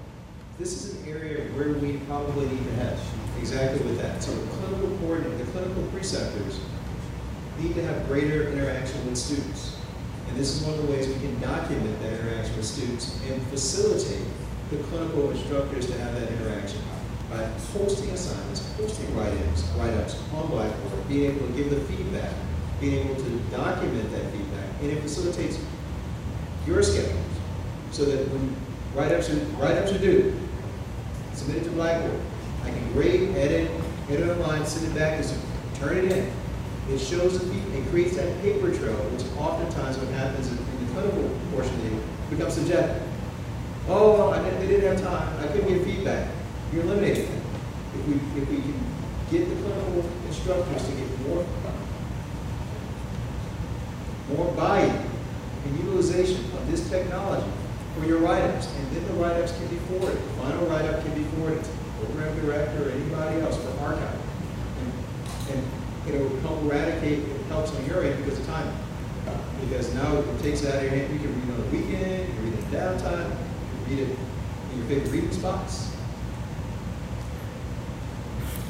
One thing we are working on too, and y'all may want to keep this in mind, with the help of the Office of the VP, and I think Dean Young is aware of this, for the preceptors, by them not being Malcolm X College employees, at least that's what they are in the other programs, and they couldn't get access to Blackboard. So hopefully now we have a process in place where now the preceptors will be able to have access to Blackboard, and that way they can use it. So stay in tune with that. You have to go through a process where you connect with the human resource department and get them, they have to go through the normal process of becoming not necessarily an employee, but a person that has had the blood, with the drug test, everything else, and they're acknowledged by human resource department as a person that's working with us. So, but there is a process. Yes, that's, although unfortunately there's only more of confidential information I'm showing here, but this is an example. The nutritional class I was teaching, and they had to write a term paper. And here it is, each student upload their file to me, and they all finished except one student who missed the deadline. So he ended up sending it to me through email. But it actually does a similarity check. So it will compare the text against a database out there and does a sort of plagiarism check. Although, it really depends on what the database are. But it does, I told them as long as it's under 30%, because it is a literature review after all. So you're going to cite and cite certain statement. Some are getting really high, and I will start to question that. But the beauty of it, that's the open one, is it looks like, yes. Can I ask you before you do that, does this have the ability for the instructor to enter anything in the way of narrative Yes. assessment about the student? so that at the end of a rotation, they have, in some type of ongoing manner, they can enter their observations? You mean comments, right? Comments, yes. Exactly. It's all here. Actually, each one I enter comment. This is my comments, okay? For each tag, and not just the comments, you could actually, let's see, some of those, I don't know, oh, here, you can see that this turning in, this is what I call the module, I will call it, it will do a sort of standard check in terms of, grammatic errors and suggestion, fragmented sentences and stuff like that, in terms of the soundness of the composition. But oftentimes I will also put in my own, my tag. It's just like a comment. I said, did you want to tell me it's not clear what you're trying to tell me? And then, I will have to enter at a specific location. And it provides the tools right there. Okay, so those are my personal comments. I mean, you have to go through and read that. Sometimes this is actually, that is a default it's generated by the Turnitin. But those are my personal comments. Okay, some are my personal comments. And then I have a general comments. So I have a rubric. And I will go through, I say why you get, receive certain points for certain section. And then each one, I will go through it. And this is the column that is a common area. You could enter text. And student could receive that. They could just log into their Blackboard and they could see it. They could read exactly the document that you enter it. And so it's really a very nice sort of a marking tools. And it's well communication, they upload it, you see it, and it's there. So this is really I think it's like English department uses it a lot. I mean, I'm pretty sure a lot of other disciplines, they really heavily depend on writing, and they need this. I use quite often because I ask students to submit, critique of paper or their own project. So I do this fairly common. I would say this is one of the tools I embrace almost immediately. Let's see. So I'm kind of getting out of order, and let's see. So you could also there are different ways of communicating with the students. I think we can skip this one because that's probably good enough. Communication. And as I said, email, the email is just not just email by itself. It's actually linked to other functionalities. That's the beauty of it. Because otherwise, if an email is just stand alone, it becomes so disorganized. But because it is linked to the gradebook, it is linked to assignment, and so you could quickly, you say, okay, the assignments are or the quizzes are going to be due in one day. And some of our students have not checked in yet, and you could go find it. It's only one click away, a couple clicks. And you can just do it right there. Instead of go find, bring out your spreadsheet and then do it by hand, this is just so convenient. So it's the integration of email with other functions, and then make it so powerful. Because otherwise, we all know the email overload. We have so many emails that's not being organized, and they get lost. So, okay. Let's see, because we are running kind of late, so I'm not going to take up too much time. And again, this is the store file and assist, grading students writing assignment. This is the one I just showed you, the Turnitin, and that's a wonderful tool. There's another one, it's called just assignment. That one is a two-way traffic. That one is a little bit different. For example, I was teaching statistics in the independent study, so I gave them the Excel spreadsheet. Now, the Turnitin is not good for that one. So instead, I posted an Excel file. They download it. They work on the spreadsheet. They enter the values, and they send it back to me. Okay. And so that is another way of doing it, is in what they call assignment. And then this is a little more complicated level. More complex is testing. You have to create your own test bank. And there are all sort of options there that allows you to administer the test. There are so many varieties. What I ended up doing, because I was creating test banks in such a short period of time.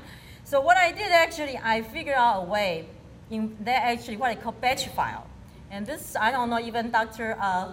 Dua have seen that, but I actually created, there is a way to allow you to enter the test. I mean, you could do it test by test, question by question in Blackboard. It's just kind of laborious. You have to enter it by hand. Blackboard actually has a way to allow you to actually format it in a spreadsheet, and you just upload the batch file, and then hundreds of them would just show up in Blackboard. And so, but then I had to write my own script just to convert those formats. So I could create a test bank, 100 question test bank.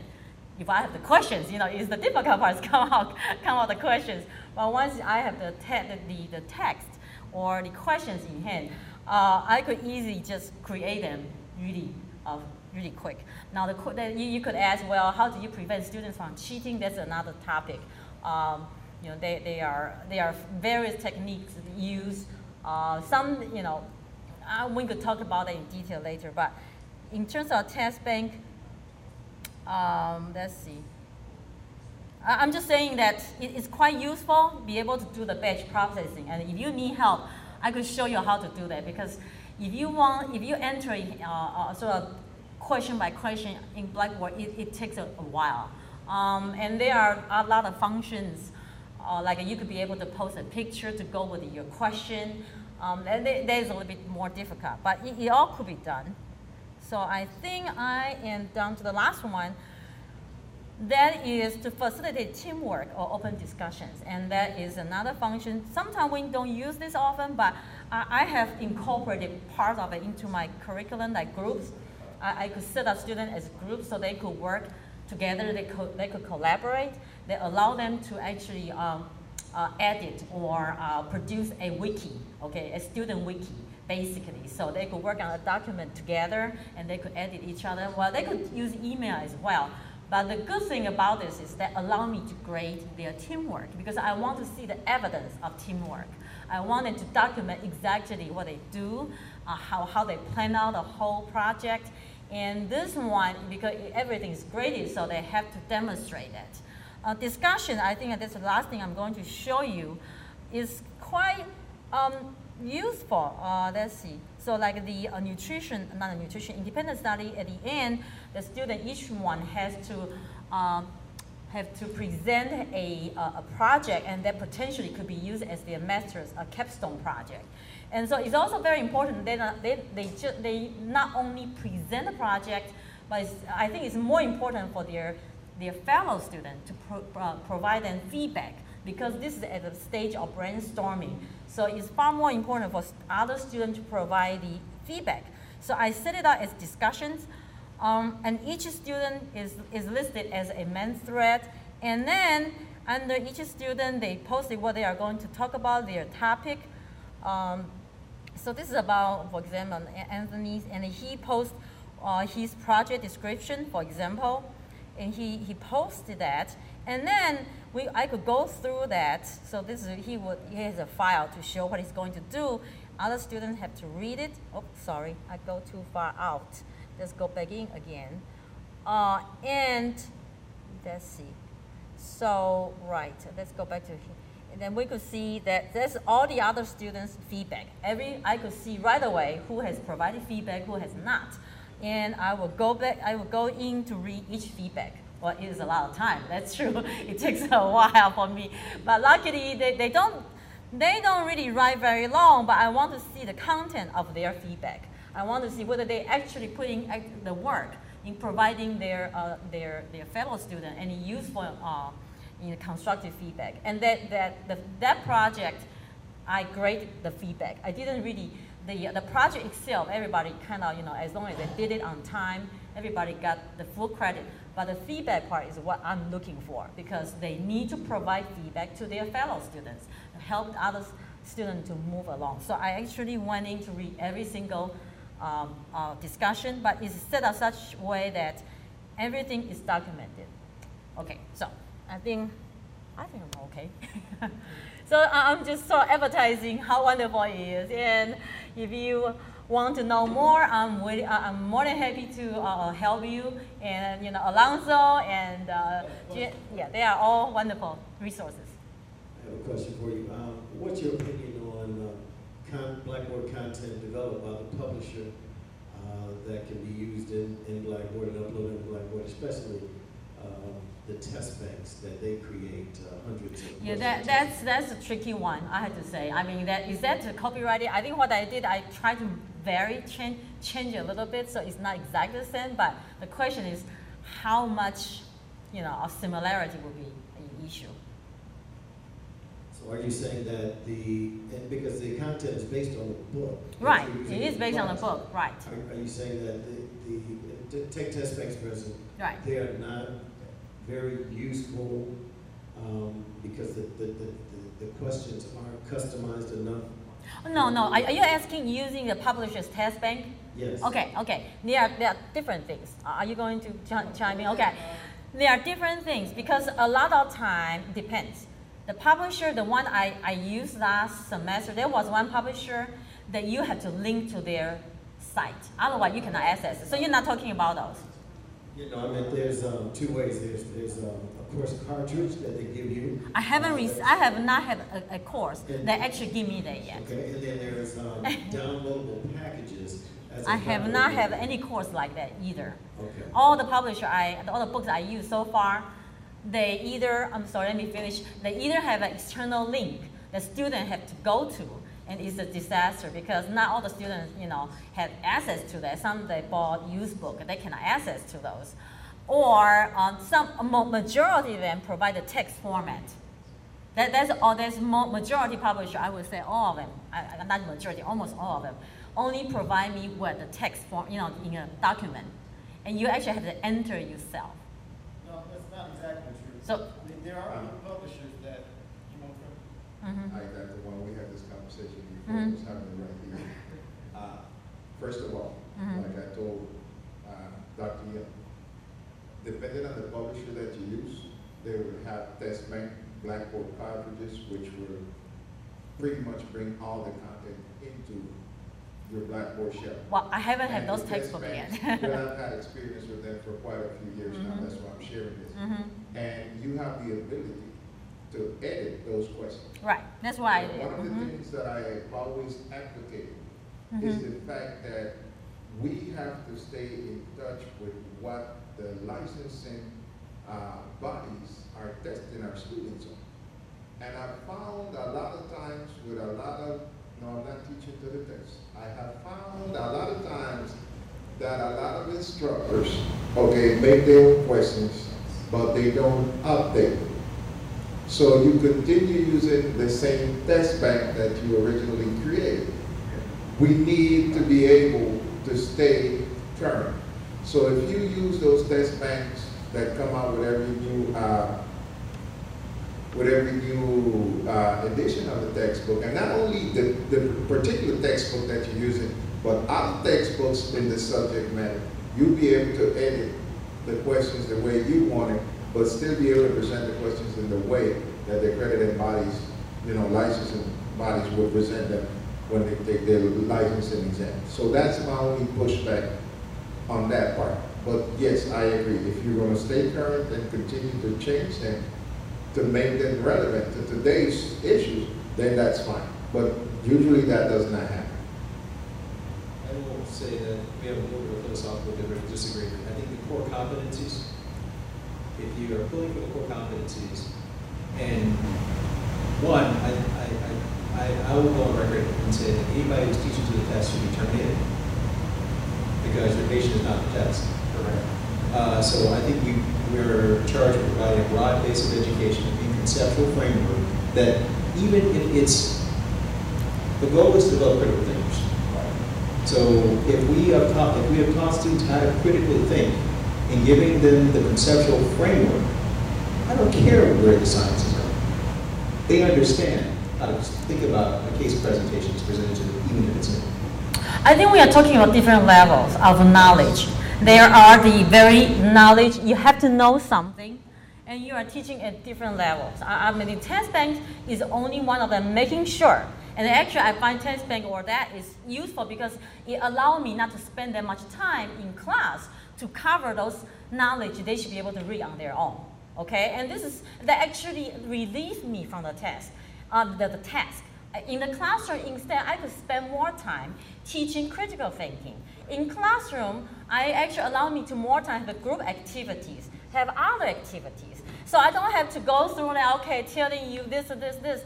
Then you should be able to read, to read that on your own. But you will be tested. And that's the key point. I say, students, sorry, you got to read a textbook. I'm not going to teach you those knowledge, but you will be tested. Instead, in classroom, they will allow me to free up the time and teach lots and lots of more other stuff. So the way I look at that is, yeah, the student get out of this class, they should have some fundamental knowledge about, vitamin A, B, C, D, E, what they do, right? But a lot of times, this is such just knowledge base, and I would like to be able to put it in a more other higher level application, other levels, right? But then the thing is, they still need to be tested to make sure they do know this. So I think the test bank, yes, I think I'm starting it out, so I'm building up my test bank every year. I'm even Biology 121. I went through it. I have a test bank already, but this year I said, wow, this is a new addition. There are lots of more questions. It actually took me a couple of nights trying to really start to rebuild the whole test bank. But then what I'm saying is that even it's a lot of work. This is still better than paper format, because imagine that how many instructors, if they have this paper format, they just pull it out of their work document. It's actually much more difficult to modify paper version, right? You actually have to, recut and paste them around. This digital format actually is more adaptable, is the way I see it. You could easily modify it, and then not only that, at a certain level, the students, they are going to take what? The accreditation, the license, whatever, exam, and it's all done online. So they have to get used to taking tests, exams online. This is exactly the way they're going to take PEPRAD. It just looks like that. You have presented one question, you have so much time to read it, and sometimes they randomize a certain way. It's exactly. So if the students, they are used to this format, and it's really, in long run, it's much better than them. And I'm doing this actually starting as the first course in biology. The students are still lost, not quite sure what Blackboard is. Well, get on with the program. You just have to get on with it. They have to take 2 exams for each chapter, pre and post. And by the time they are done, they would know how to deal with it. Mm-hmm. Yes. The only plea I have for the PA department program, we have an instructional designer. Take advantage of that experience and knowledge. We have a number of years of experience working with Blackboard for the city colleges. We've learned a lot of tricks about utilizing this product and making it efficient and making it work for our students. So please take advantage of it. Don't recreate the wheel, and you can contact me at extension 7215. Thank you. Okay, I think I'm off the hook here. Right? Any more questions? Comments? No? Dr. Yang, you happy? Thank you.